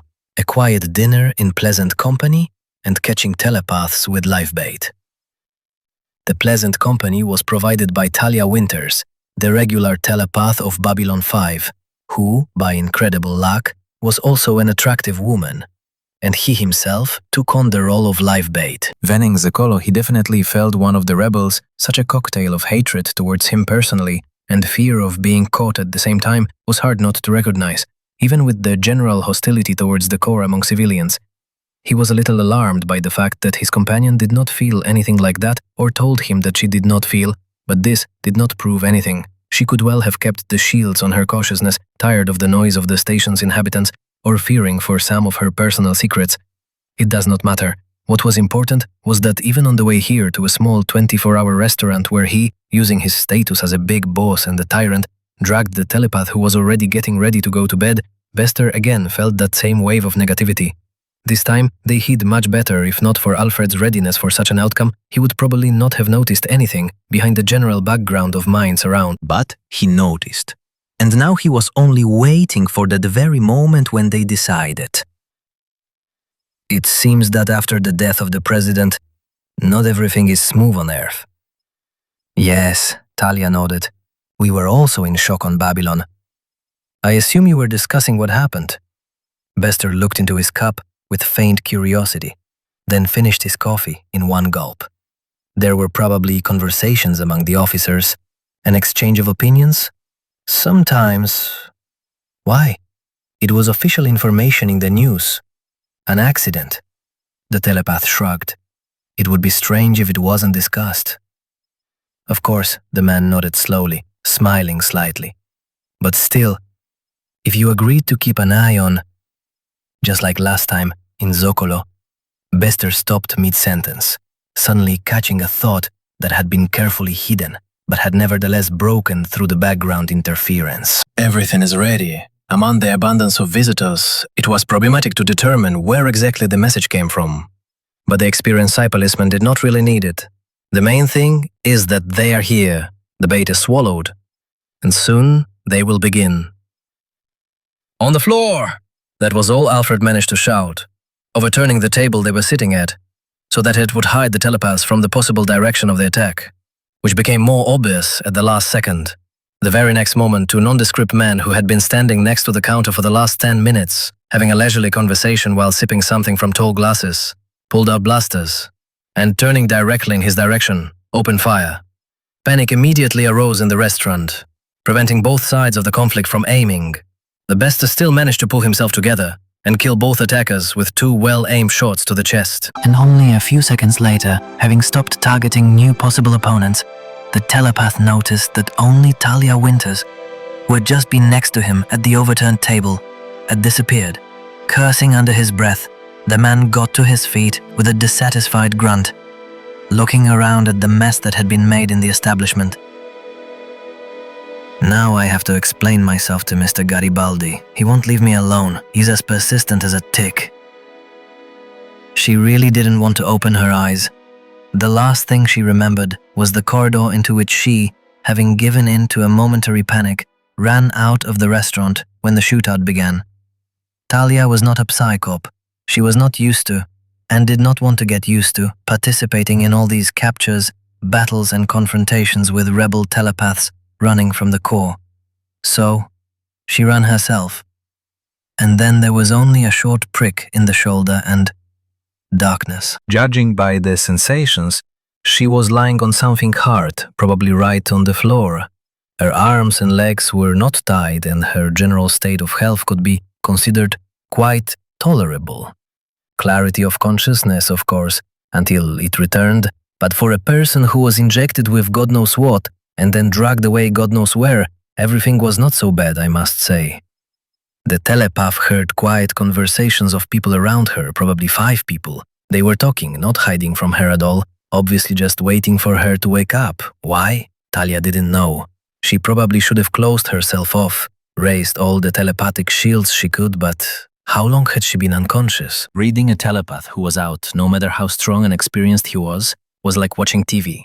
Yes, it was extremely difficult to find something specific in a sleeping consciousness. It would not be possible to extract information through associative chains, as was usually done during interrogations. But if you set a goal for yourself and have enough time… In short, the woman was sure that if the rebels wanted to find out something from her, they had already found out everything a long time ago. Jason involuntarily came to mind. Leaving, already transformed into a being of pure light, Ironheart did something to her. Talia clearly remembered how a warm beam of light emitted by the transformed telepath hit her, and then her consciousness smoothly floated away somewhere to the side. No, she did not switch off. As it might have seemed to those around her, the telepath continued to perceive everything that was happening then, but somehow from the outside, as if observing herself from the outside. She remembered Jason's words to her very well, words full of slight melancholy and worries for those left behind. I gave you a gift, Talia. The only thing I can share with you now. At that time, she didn't understand what he was talking about. But after a couple of days, she began to notice that something had changed. It was as if she had become stronger, not very noticeably, but the usual routine actions of a telepath became less tiring. Usually, by the evening of an active working day, Talia's temples would begin to ache unpleasantly. But now, everything had changed. And then she moved the coin for the first time. Telekinesis was a fairy tale even among telepaths. Too rarely did genes come together so successfully that ordinary telepathy turned into something more tangible. Ironheart was the first swallow, the first telepath telekinetic, albeit artificially created, who showed what the human mind was truly capable of. What it could be capable of. All members of Psy-Corps secretly dreamed of developing their gift, but she couldn't remember anyone who had actually managed to do it. Just like she hadn't, until her last meeting with Jason. What she couldn't fully understand was why Bester, and with him the rest of the Corps, didn't know about the changes that had happened to her. Yes, outwardly nothing had changed, but in her thoughts. The Psy policeman couldn't help but scan her at the end to make sure that she had told everything she knew about what had happened, that she hadn't hidden anything, that she was still loyal. Or did he scan her, but he didn't see anything seditious? Miss Winters, a quiet voice said, interrupting her protracted thoughts. We know you've come to your senses. You can open your eyes, you're in no danger. Suppressing her reluctance, the woman finally opened her eyelids, carefully assuming a vertical position. As she thought, She was lying on the floor, the usual lattice floor of one of the technical rooms of Babylon 5, but there were clearly more telepaths around than she had initially thought. 15 men and women stood around and watched her every move with wary attention. Slowly, feeling extremely uncomfortable under the many stares, the woman rose to her feet, walking unsteadily towards one of the telepaths who had apparently called out to her in the first place. The man was sitting on a cargo crate, legs crossed, his head propped up in his hand. "We don't want to hurt you," he said quietly. "Unless circumstances force us to do so, you are doing evil to yourselves." Talia replied confused, looking around and noticing that all the telepaths in the room had now come closer, surrounding her and their leader in the tight ring. "The core is meant to protect people like you. You don't believe it yourself." "It's not true, True. You will be there very soon. I can see it." "There? Where?" Miss Winters frowned in confusion. "What do you want from me? What?" "We want you to understand." "Understood what?" "This is what you have to understand. The core is not evil, as many try to make it out to be. The core... Maybe you should listen to our stories first," said a man with a traditional Indian hairstyle. "And then make decisions about us?" Listen to them, Talia." "Okay," the woman sighed. "I'll listen. But I won't promise anything." Deep down, she found herself beginning to sympathize with these people. Что не се најмеан слушав уже сродке было она, ке тваш не руја, токво ја доха со чуткам позише суидой. Мне снажос да вразаве ке мне прот. Можна нима разу забердзещим я самажах. Я нешто не вio бриходжа точели. Штем не здорво мя сарай, то кросущай зон Ирон Хартавко, żebyś najo żelbo wedio. Do dziennie my ważemu czudzi kropsze je doweczema. Pomiejasz wszyscy organizacjone nie znawie i budze nima. Naczyli się jest powiedź, Honda Jan. Zesz odnierza, to telepatawo przeważało drogu i w doktrada naszemu miastu. Taliasze chodzi do najsielna zarwiesu ciega się skowieta malujnowna. Zeszej gromie to wonia sajona familię. Sprągnia sto telepatawa, chrodeja wsierna kurkormi palej. I stiany jasto postaniejeno przyfikseby. Sapoznie trz powiecie nazwa. Soje mirże stroja myrcie wyprzilina. Telepatawa z bolami jasna kaby. Olibodiesz się supressorsto w nawarze i opsona. But whatever people chose, it did not change their worldview. And if the telepath was previously against the core, he continued to be so, and took the medicine. The story of the Indian man touched something deep in Talia's soul. His brother was an active citizen, but opposed the actions of the Psi Core, and the core came for him. During one of the injections, as the telepath said, he simply closed his eyes and never woke up again. And the most terrible thing was that all the stories of the people around her were similar to each other, like siblings. The details varied, but the essence remained unchanged. Psi Core acted with unchanging cruelty, doing everything it considered necessary for the good of the state and itself. But the core doesn't kill anyone, Winters said, confused. I saw it personally. The Indian leaned forward. Scan me, if you don't believe me.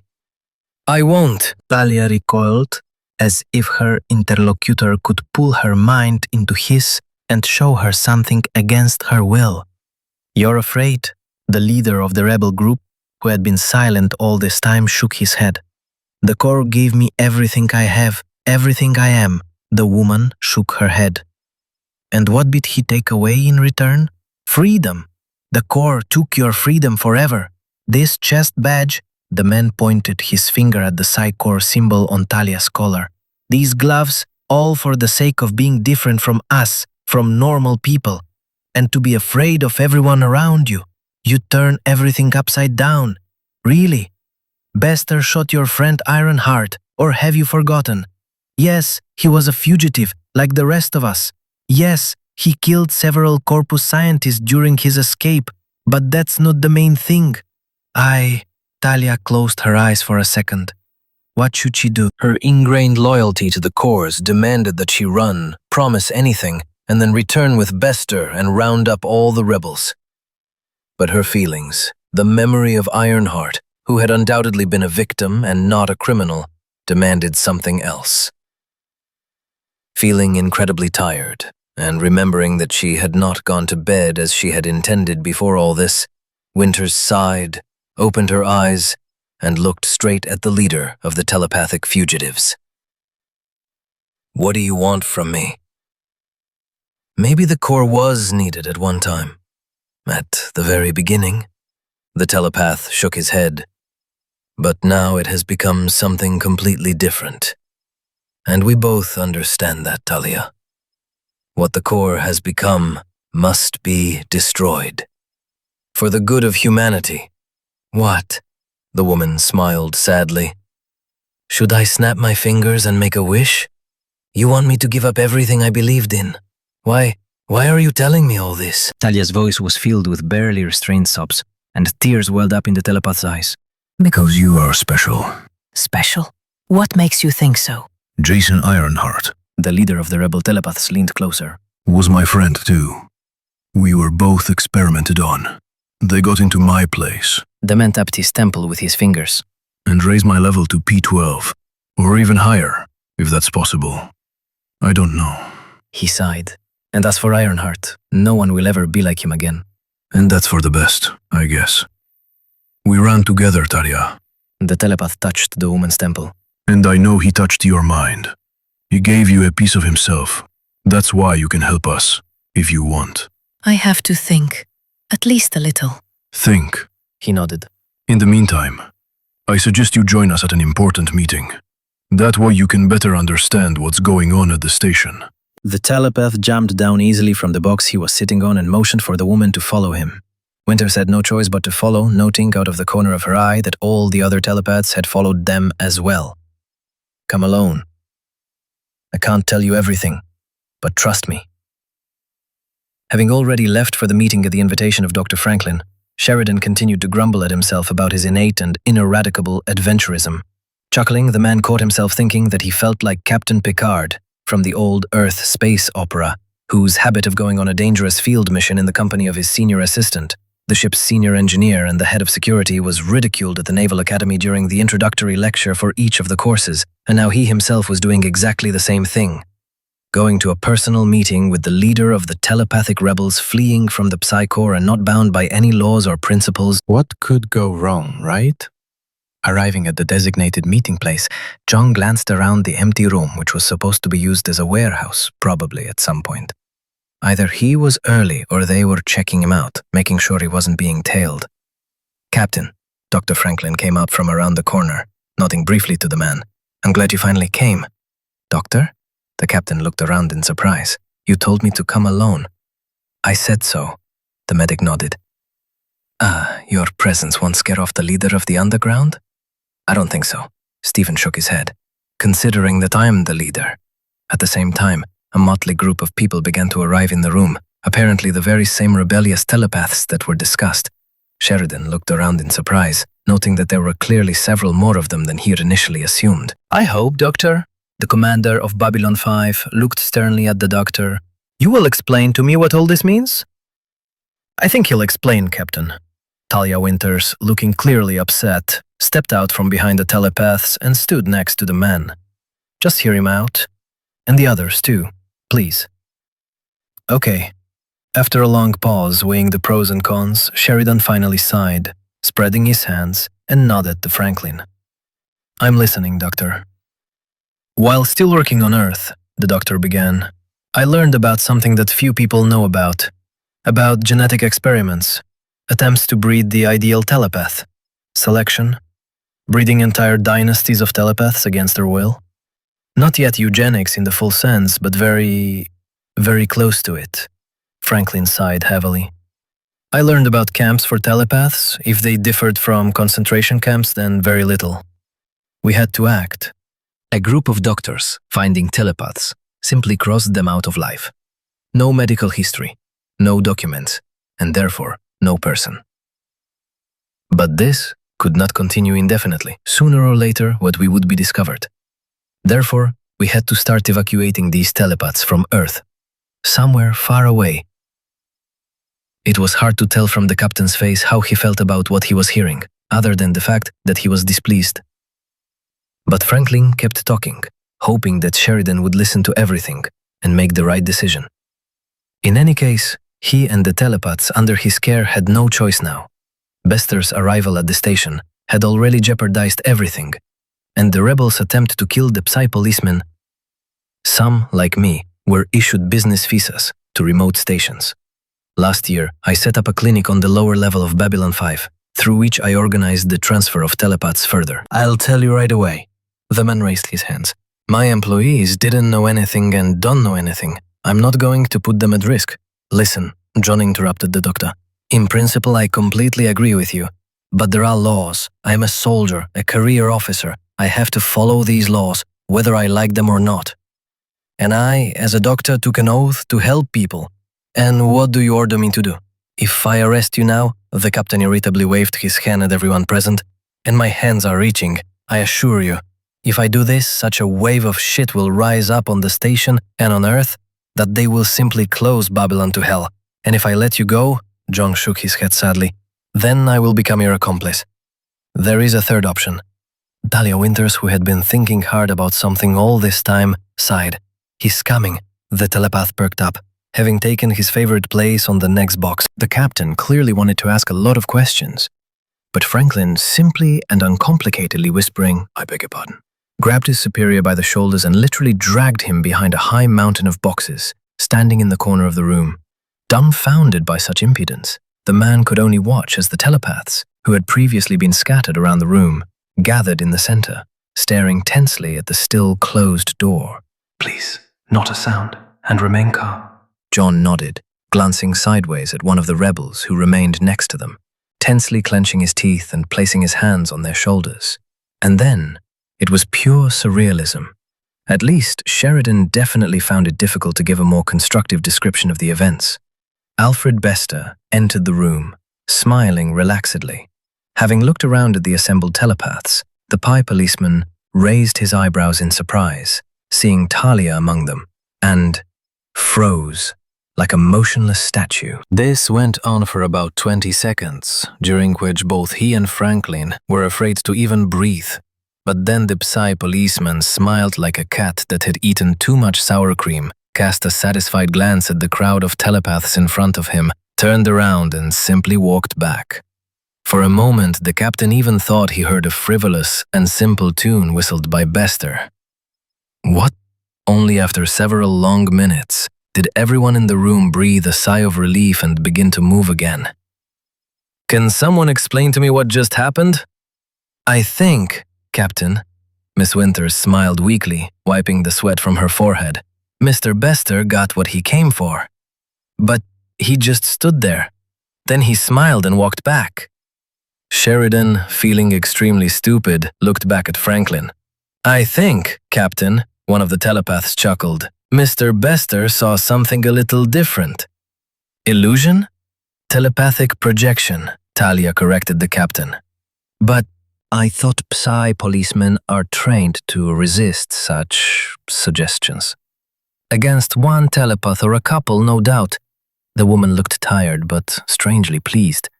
But there were many more of us. Now Bester thinks the problem is solved, Franklin smiled.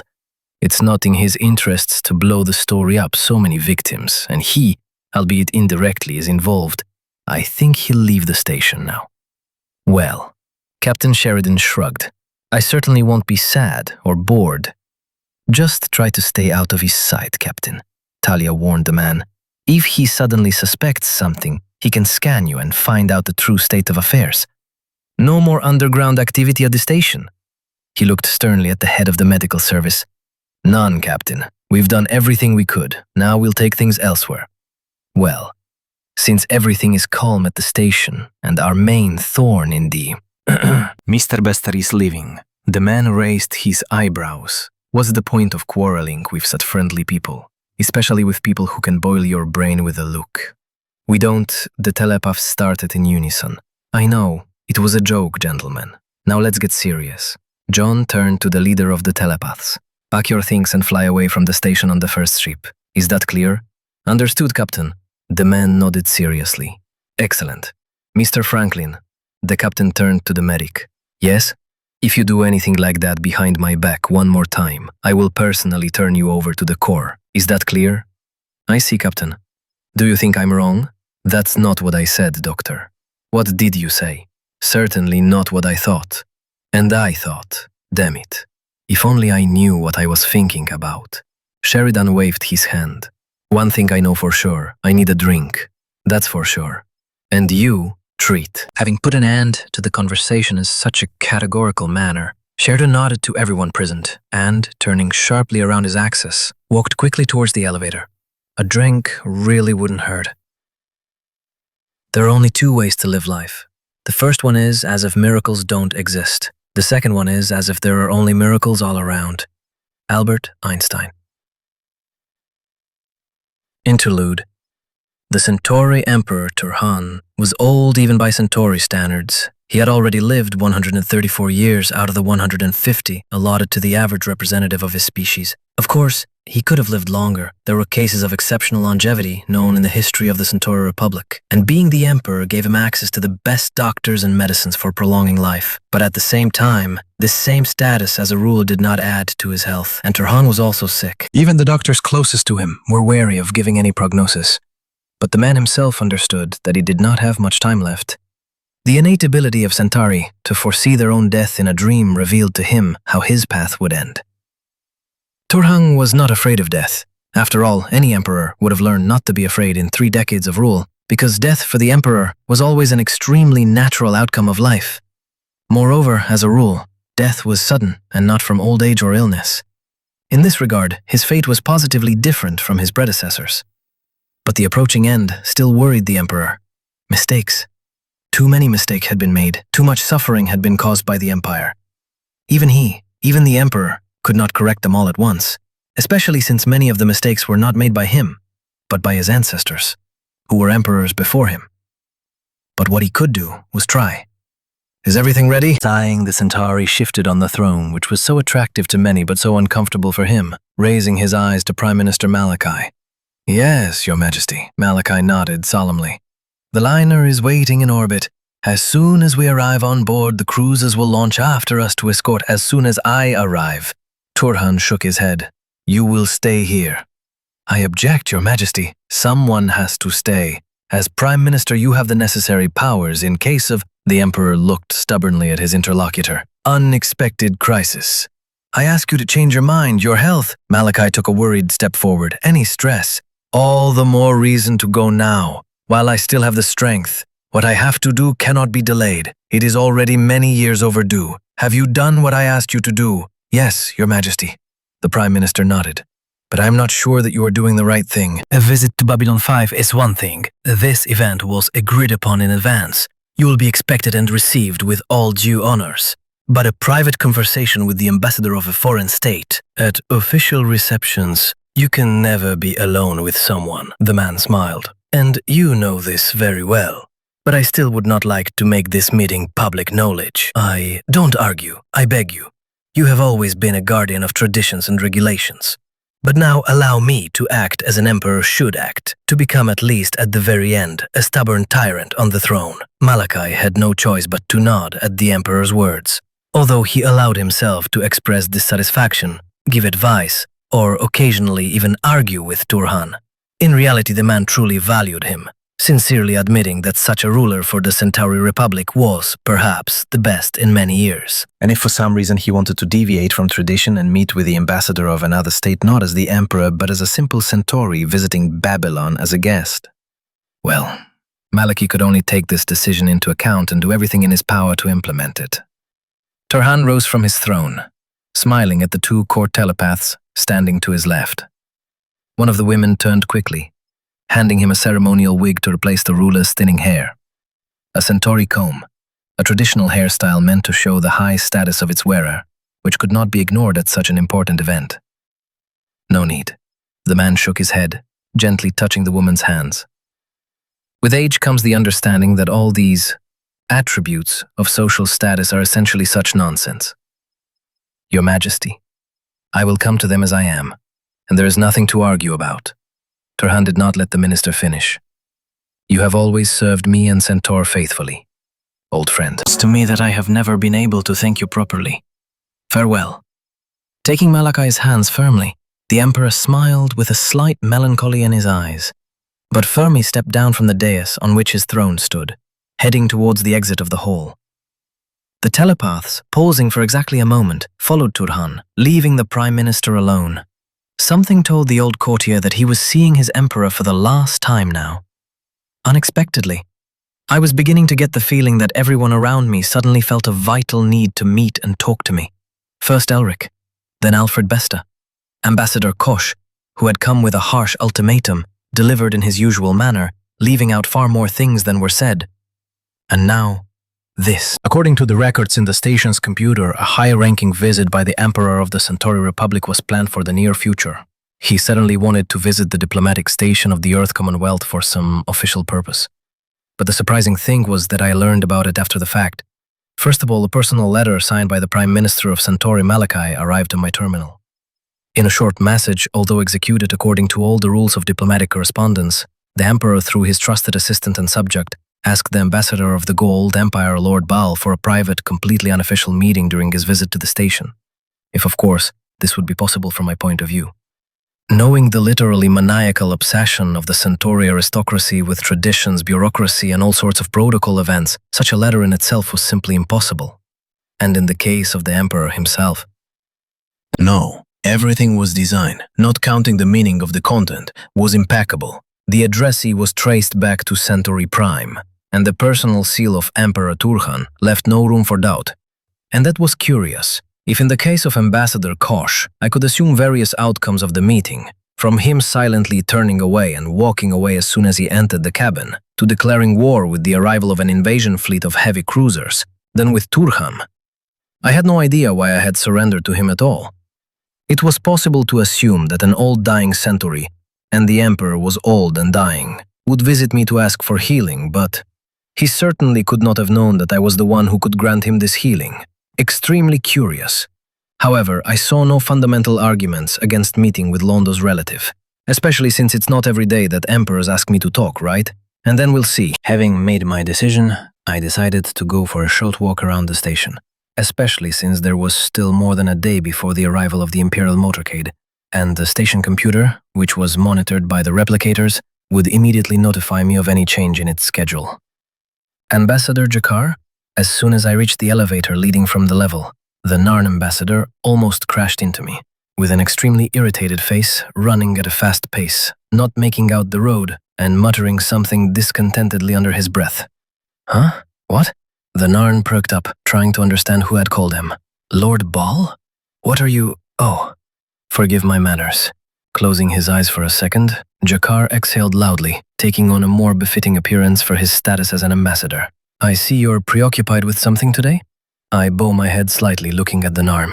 Айденада с залем порниличу интерналы струга, потому же длише гакара, что буде снова быть первое шалане, гливушать и растровна гадуча ему удомушить. Расстроишь, и вали свой мощи пределишины ему шаять, дуже как азамониота мушает. От ним были босные ращи в России зважи его щита.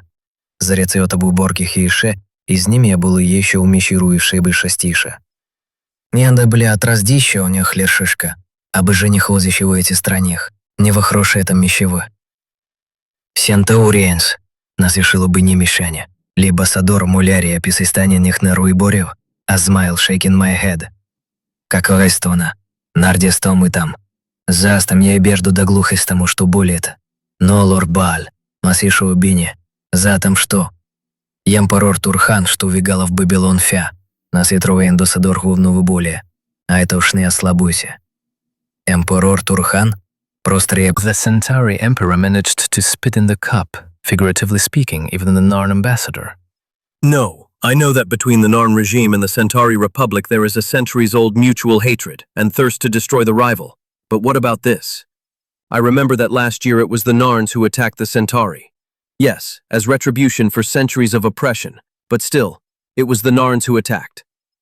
I don't know if you know Lord Baal, but he is directly responsible for the destruction of my world. His father gave the order to execute 100,000 Narns. He is a monster.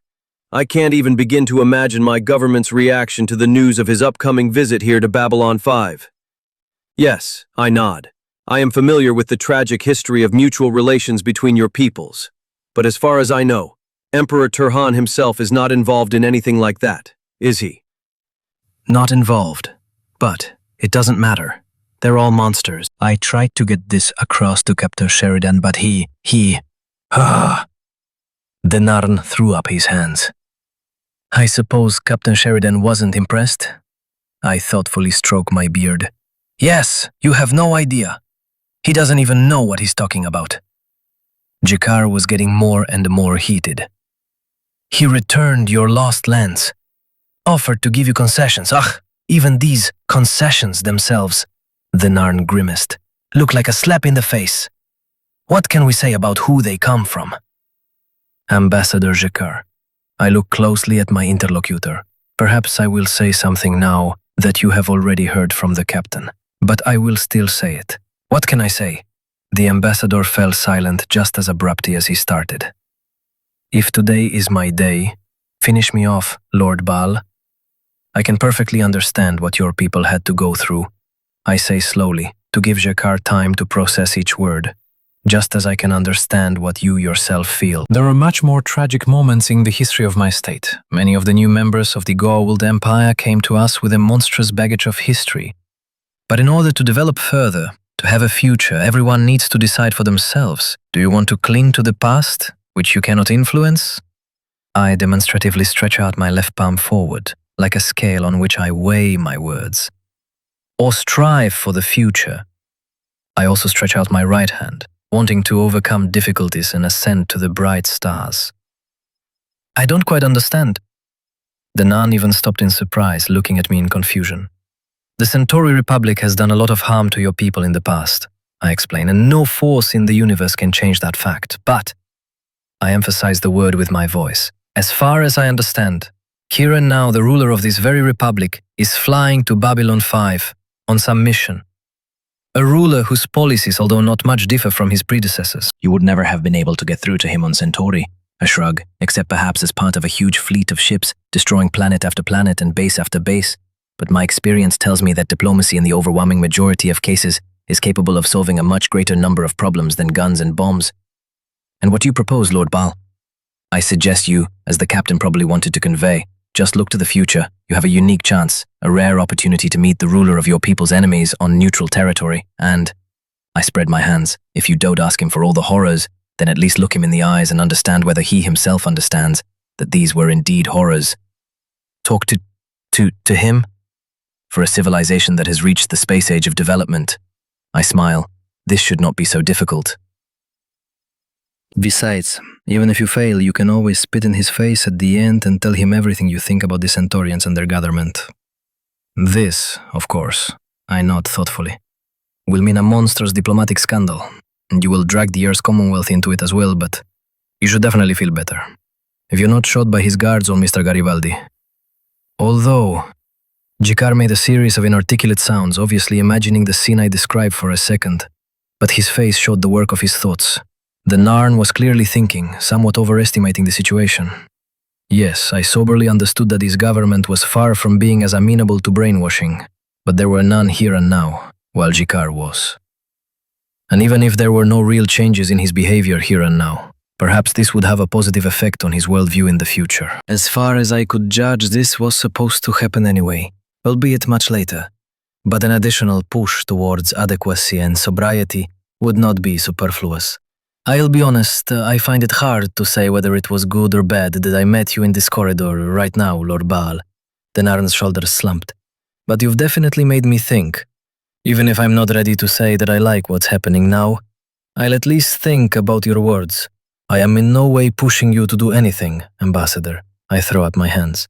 I just hope that the conversation will help you. Me too. Having bowed, the ambassador, thoughtfully shaking his head, slowly wandered down the corridor. Well, so I went for a walk, so to speak. Interlude. The arrival of such a significant figure as the head of your state is always accompanied by a huge number of conventions, rules, subtleties, and simply paranoid reassurance. An increase in the number of guards, simply a paranoid inspection of everything and everyone, even a fraction of a % suspicious? What can we say about when the head of a completely foreign state arrives, especially one like the Centauri Empire? An hour before the arrival of the Centauri Prime aircraft, the space around Babylon 5 was practically licked clean of all outsiders. The schedule of arrivals and departures was adjusted so that only especially important aircraft that could not be moved remained, and all large-capacity cargo starships were unloaded and sent home in record time. All this was done only to exclude even the ghost of a possibility of provocations or terrorist acts against the monarch. Finally, the jump zone near the station activated, flashes of energy running through the trusses of the structure, gathering into a single blinding spark in the center, then turning into a funnel of hyperspace transition, from which 4 Republic Centauri warships emerged majestically and leisurely. A Primus-class battlecruiser accompanied by 3 smaller Vorchan-class strike cruisers, accompanied by their own air group of fighters, vigilantly guarding the space around their slower-moving brethren. After confirming that there were no threats in space, a small passenger shuttle separated from the main ship and headed for the Babylon 5 dock. A pair of fighters followed closely behind, ready to open fire on any target that seemed dangerous to them. The customs area of the station was unusually deserted. Instead of the usual security personnel meeting arriving guests and a line of passengers, at the exit of one of the terminals, allocated personally for the Centauri flight, the guests were met by a whole delegation of senior officers of the Babylon. Captain Sheridan, Commander Ivanova, Michael Garibaldi, and Stephen Franklin, all in full dress uniform, with serious and appropriate for the moment expressions on their faces. Well, and an honor guard of a whole detachment of security personnel, of course. Even if the Emperor had objected to such a meeting, Mr. Garibaldi would have given his all, as they say. But he would not allow a careless attitude to ensuring security. And the guests did not hesitate to appear in the passage, covered with a purple carpet. An elderly Centaurian appeared, dressed in a white ceremonial suit, playing the role of a monarch's mantle. On the Emperor's neck, on an ornate chain, descending to his chest, rested a massive medallion, decorated with precious stones and filigree. Following the Emperor, not lagging behind a single step, followed 2 Centaurian women, whose faces were covered with almost opaque white veils, court telepaths who did not leave the ruler all their lives. The procession was completed by 4 guards. On behalf of the Centauri Republic, I offer you friendship. Emperor Turhan smiled at the captain who came out to meet him and extended both hands forward. On behalf of the Earth Commonwealth, I accept her. With a reciprocal smile expressing pleasure at the meeting, Sheridan placed his hands on top of his guests, lightly squeezing the Emperor's forearms. Allow me to introduce. This is my deputy and assistant, Commander Susan Ivanova. The woman bowed briefly. The Chief of Security of Babylon 5, Michael Garibaldi. He and his people will additionally ensure your peace of mind during your visit. And finally, Dr. Stephen Franklin, the station's chief physician. I greet you all. The Emperor nodded to all those present. I greet you all. Word of the important work you do here has reached even the Imperial Palace on Centauri Prime. I am deeply touched that in the interests of peace in the galaxy, you seek to consider the interests of all parties, no matter how different and dissimilar they may be. If you like, Sheridan waved his hand cordially, we can begin a tour of the station. Okay. Turhan nodded, but suddenly stopped in front of Franklin, as if remembering something that interested him greatly. Dr. Franklin, yes, Your Majesty. Tell me, do you often see the ambassador of the Vorlon Empire? No more often than other delegates. The medic spread his hands in confusion. He rarely leaves his cabin, and outside of it he never parts with his armor, and why do you ask? You see, the Emperor smiled, and in his eyes, through the weight of all the years he had lived, an almost childish curiosity and interest shone brightly. I have never seen a Vorlon, neither in armor nor especially without it. For centuries we have sent our ships into their space, not a single expedition has returned. So many rumors. You're not alone in that, Stephen sighed. The Vorlons are the most secretive of civilizations. They don't tell anyone about themselves, and on the Babylon we've never seen more than 1 Kosh ambassador. Only their ships. I'm sorry I couldn't satisfy your curiosity. I understand. Well, it means that the universe doesn't keep secrets for me alone. Thank you for your answer.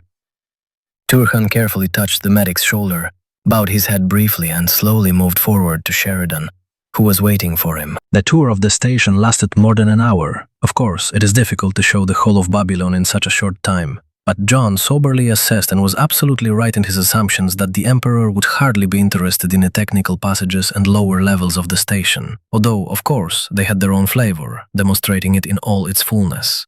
In addition, Turhan was no longer young, and such long walks, although they were truly interesting to him, could no longer be easily perceived.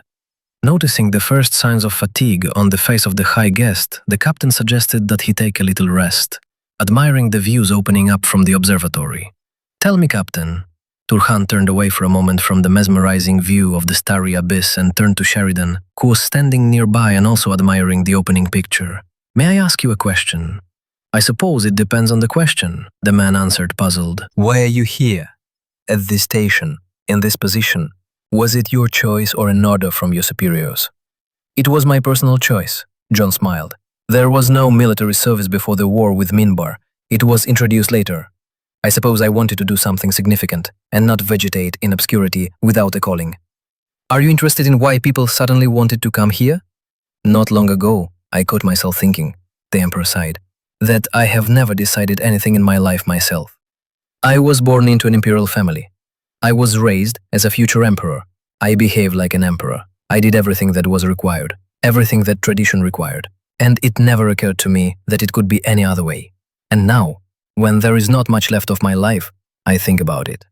My father, he always taught me to live every second as if the next one would never come," he said. The captain closed his eyes, recalling the instructions from his youth with a slight smile. "If you love, give yourself to love without reserve. If you fight, fight fearlessly. That's how warriors behave.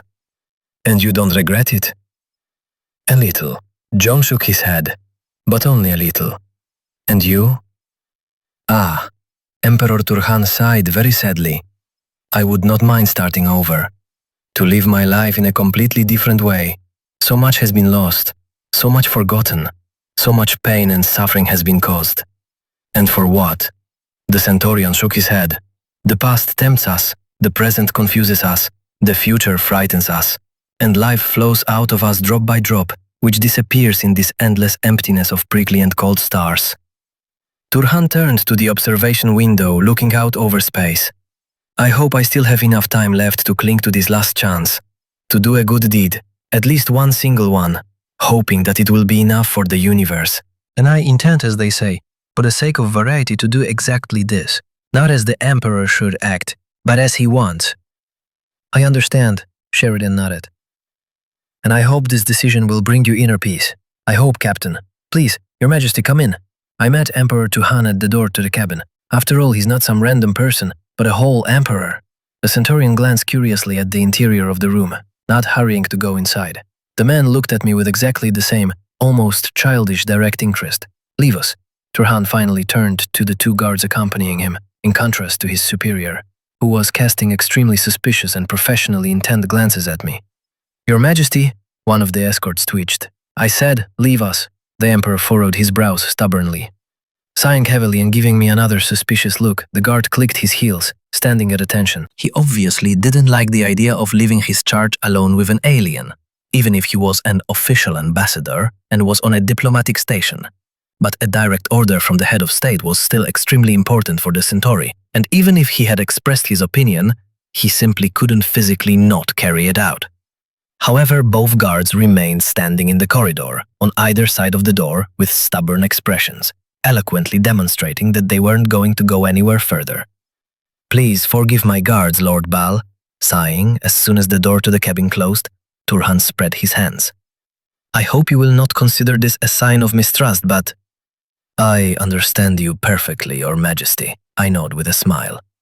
"Traditions are traditions. If you only knew how tiring it is sometimes." I shook my head sympathetically and invited the guest to settle into the chair while quietly studying the man. Turhan, even outward, as an odd Centaurian, even with the allowance for the long lifespan of this species and the ability to remain active almost to the very end, the Emperor looked very tired and unhealthy. "Thank you for agreeing to meet with me, Lord Bal. I'll be honest, the letter from your Prime Minister was quite unexpected." I sit down opposite the man. "As far as I know, our peoples have never had, I move my fingers, official relations. Well, if you don't count Ambassador Mollari, who is present at the station." "You are right," Turhan smiled, "but it's all about the old man's curiosity. I hope you will forgive me a little weakness." "No need to apologize." I nod, accepting the explanation.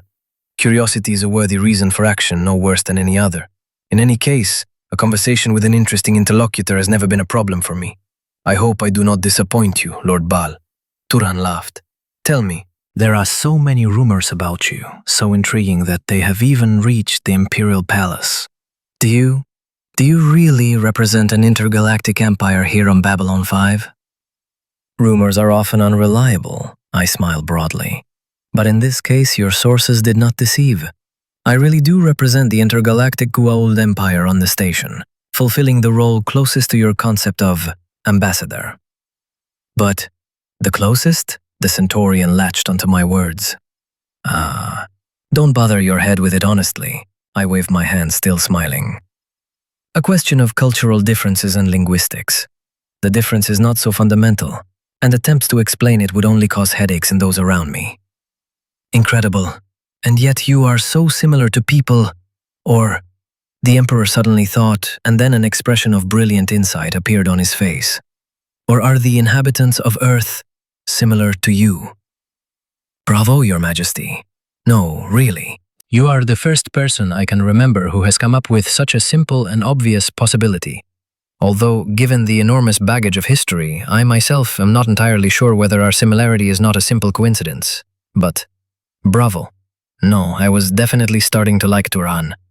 Despite the traditional Centauri upbringing he received in childhood and adolescence, despite the literal training for the status of ruler, the man even in old age had a lively and active mind, striving to gain new knowledge and, most importantly, not losing interest in acquiring it. Thank you for the praise. The Emperor gave me a playful bow with a slight smile. But frankly speaking, I did not come to you exactly for this question. Rumors are rumors, but I believe that a representative of such a foreign and distant civilization for me could give an answer to a question that has long occupied me. If only it were within my power, I nod. Lord Bal, Туран уже маняла сущему очибнавая, но ларимати женау. Не того не из-за уже моих новых не меня монеты то нашей строи. Не ледила?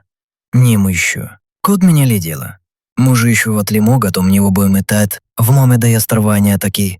От може там много ли блашей строи. Ушрис на умирах, меня кает ливува. Бол меня были тют крив жил, не зая нас ты сом, понята ишось я настонны. И еще и струи был не сломилу. От я спише струи был не сломила. Я был я дел шивая сторгу и ми берзима на лица хлами. Был нужем убышор, но был не и меня лица лыжем на сутавы. Еще и сасум острия варенные зелшения. Увоя на станание праврозум подавай ли неда. Вися, довыня. Востаю ношение строя на правду навожена сак. Мне строи эти был не погранет и атом росу. Не правду навожена сак. Грас пришения новый не исещаяси. Была ряд на миру, востая ношение строя. Грас троевую не сейшай сом. Conspiracies. Training from childhood. Despite all the power, the old man sighed wearily, I have never lived for myself. Emperor Turhan threw up his hands, and silence reigned in the cabin. Our conversation had taken an interesting turn. The ruler of an entire state and a large and in general prosperous state, despite all the provocative statements of his opponents and representatives of the opposition, regrets the missed opportunities and existence of a simple Centaurian? They say the truth, the best candidate for great power is the one who does not need this power at all. That's why you arrived at the station right now? Yes. While I still have time, the Emperor nodded. Time to see at least such a miracle made by human hands. Time to, if not correct the mistakes of the past made by my ancestors, then at least slightly ease their consequences. If that is even possible. Oh, Turhan Kor himself, forgive the old man, Lord Bal. I forced myself into a conversation with you, and here I am complaining about my past life. Regret about the past is common to all intelligent species. I smile, shrugging my shoulders. You have nothing to apologize for, Your Majesty. So, you dream of seeing a real miracle and want to start life from the beginning. To change something, to live it as your heart tells you, and not as the Emperor's duty. I don't know, Turhan sighed. I would like to travel the galaxy, see other worlds, see them for real, and not look back at the ceremonies, etiquette, and thousands of subjects. But, perhaps, yes, you are right. Let these be just strange dreams of a tired old man at the end of a long life, but yes, I would like that very much. Well, having spent a split second weighing the decision that suddenly came to mind and its consequences, I cast an appraising glance at the Centaurian, stroking his beard with my fingers. Sometimes, hopes must be rewarded. Excuse me? The Emperor frowned in confusion. I don't quite understand. You are an interesting representative of your species, Your Majesty. I straighten up on the sofa, taking on a more, majestic appearance. And you have certainly interested me. Your prayer has been answered, Emperor Turhan, without giving the Centaurian, who continued to frown in surprise, a second to think. I demonstratively snapped my fingers, simultaneously giving the replicators a long list of commands to execute. The Emperor's eyes widened slightly, but he himself froze, a motionless statue to himself, almost immediately going limp in his chair, having fallen under the influence of a carefully calibrated and directed electrical impulse that extinguished the man's consciousness. A thin beam of light from the ceiling of the cabin ran over the body, carefully scanning Turhan's organism and noting all the features and deviations accumulated during his life. He was indeed dying with proper medical care. The Emperor could live for about 6 months, but any stress had every chance of aggravating the condition and provoking a massive heart attack. And considering that the work of the Emperor itself was quite a pleasure. Under my watchful gaze, the chair beneath Turhan began to flow, smoothly changing shape until it finally turned into something resembling a healing sarcophagus, like the Gua'uld used. Only, unlike the original device, this version was not supposed to simply heal the old Centauri, which would prolong his life, albeit not for very long. No. His Majesty wanted to see a miracle? He would see it. Interlude. It was like a dream. A long, hard dream, like the ones every Centauri had in their lives, the ones that predicted the end of their journey. But something was different about this dream, and Emperor Turhan couldn't figure out what it was. In his visions, he was clearly on Babylon 5, he remembered that. In reality, he had come to this station, come to do at least something good with his life. But what happened next? The old Centaurian remembered how he was met at the docks by a whole delegation of senior station officers, how they arranged for him a fascinating, albeit not very long, after all, age was taking its toll, excursion. He remembered the conversation with Captain Sheridan, but then, it was as if there was a veil before him. Usually when a Centaurian dreamed of his death, he seemed to live it, taking part in what was happening with frightening accuracy, and, at times, even feeling everything that his future self felt. Here, Turhan seemed to be a silent observer. Here he is walking along the corridors of the station's embassy sector. Behind him, as always, silently move the loyal Imperial Guards, and next to him are the court telepaths, familiar to his heart and mind. He wants, must be present at the reception where he is going to. Hopes that he will be able to meet the Narn ambassador, will be able to look him in the eye and apologize for all the pain caused to his people. This will not change or cross out all those centuries of oppression and destruction, but he hoped it will serve as that tiny brick in the foundation of the future on which his successor will be able to rely. Suddenly, the Emperor from the vision turned pale, clutching his chest, and he, the silent observer, understood crystal clear. The illness had finally caught up with the old man. What followed appeared before him in separate images. Fear and grief on the faces of the women, the feverish readiness to act of the guards, the medical bay of the Babylon, and the tense, concentrated face of Dr. Franklin, the face of a doctor trying to ask something, to say. And on the wishing to hear, Turhan the observer began to hear the words, although it was strange to know that you yourself were speaking, but to see it from the outside. Your Majesty, unfortunately I didn't know that you were seriously ill. If you had told me, perhaps I would have been able to. It doesn't matter, the Emperor whispered in the vision.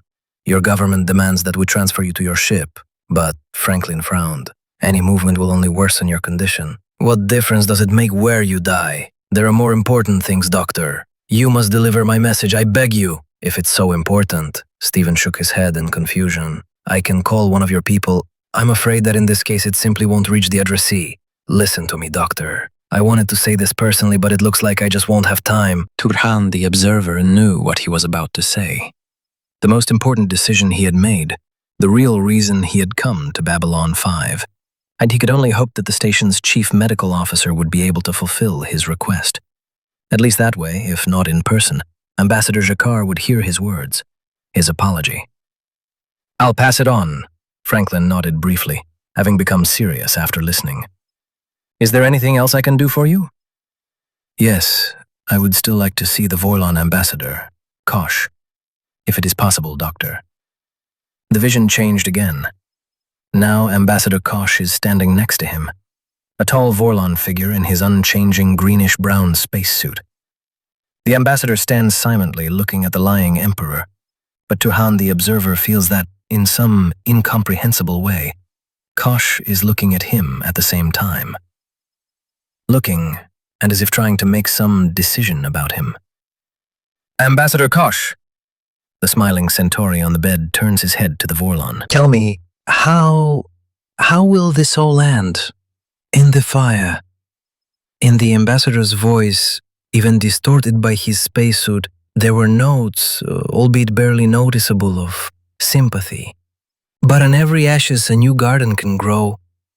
The main thing is a good gardener." Turhan the observer was ready to swear that the last words were spoken to him, not to the old dying emperor on the bed, but to him, to that Turhan who understood less and less with each passing second. He was about to ask what was going on, although he had no idea how he could do it, but the dream, if it was a dream, was suddenly interrupted. The man found himself lying with his eyes closed on something soft, and he felt great. Moreover, the emperor was ready to swear that he had not felt so good since his earliest youth, when even the eternal lessons and instructions of his tutors could not deprive him of the joy of the bright sun and the twittering of birds singing in the palace park, coming from the slightly open window. I died?" The emperor carefully opened his eyes and fell silent in surprise. He was indeed lying on a soft sofa in Lord Baal's cabin. But how? Exactly. He wanted to talk to this intriguing representative of an alien race from incredibly distant corners of the universe. But he remembered that he had come here. They had even talked, and then... What happened then? Lord Baal had said something about a miracle. "I believe," the voice of the gold ambassador, clearly incredibly pleased with something, came from the side, still hidden from the man behind the high back of the piece of furniture, forcing Turhan to sit up abruptly and turn in his direction. "At the moment, this topic is no longer the most pressing. Your Majesty." Lord Baal? The alien in front of him was simply glowing with pleasure, like a child who had pulled off an incredibly brilliant and certainly unique joke. What happened? "You wanted to see a small but real miracle." Well, bulking closer, handing the Centaurian a small mirror. "Now you have such an opportunity." Still not understanding anything, Turhan took the object extended to him and froze. At first, not even understanding what exactly he was seeing in front of him, what exactly was being reflected in the mirror. And what was reflected there was a young Centaurian, as if he had just turned 30 years old. Young Turhan,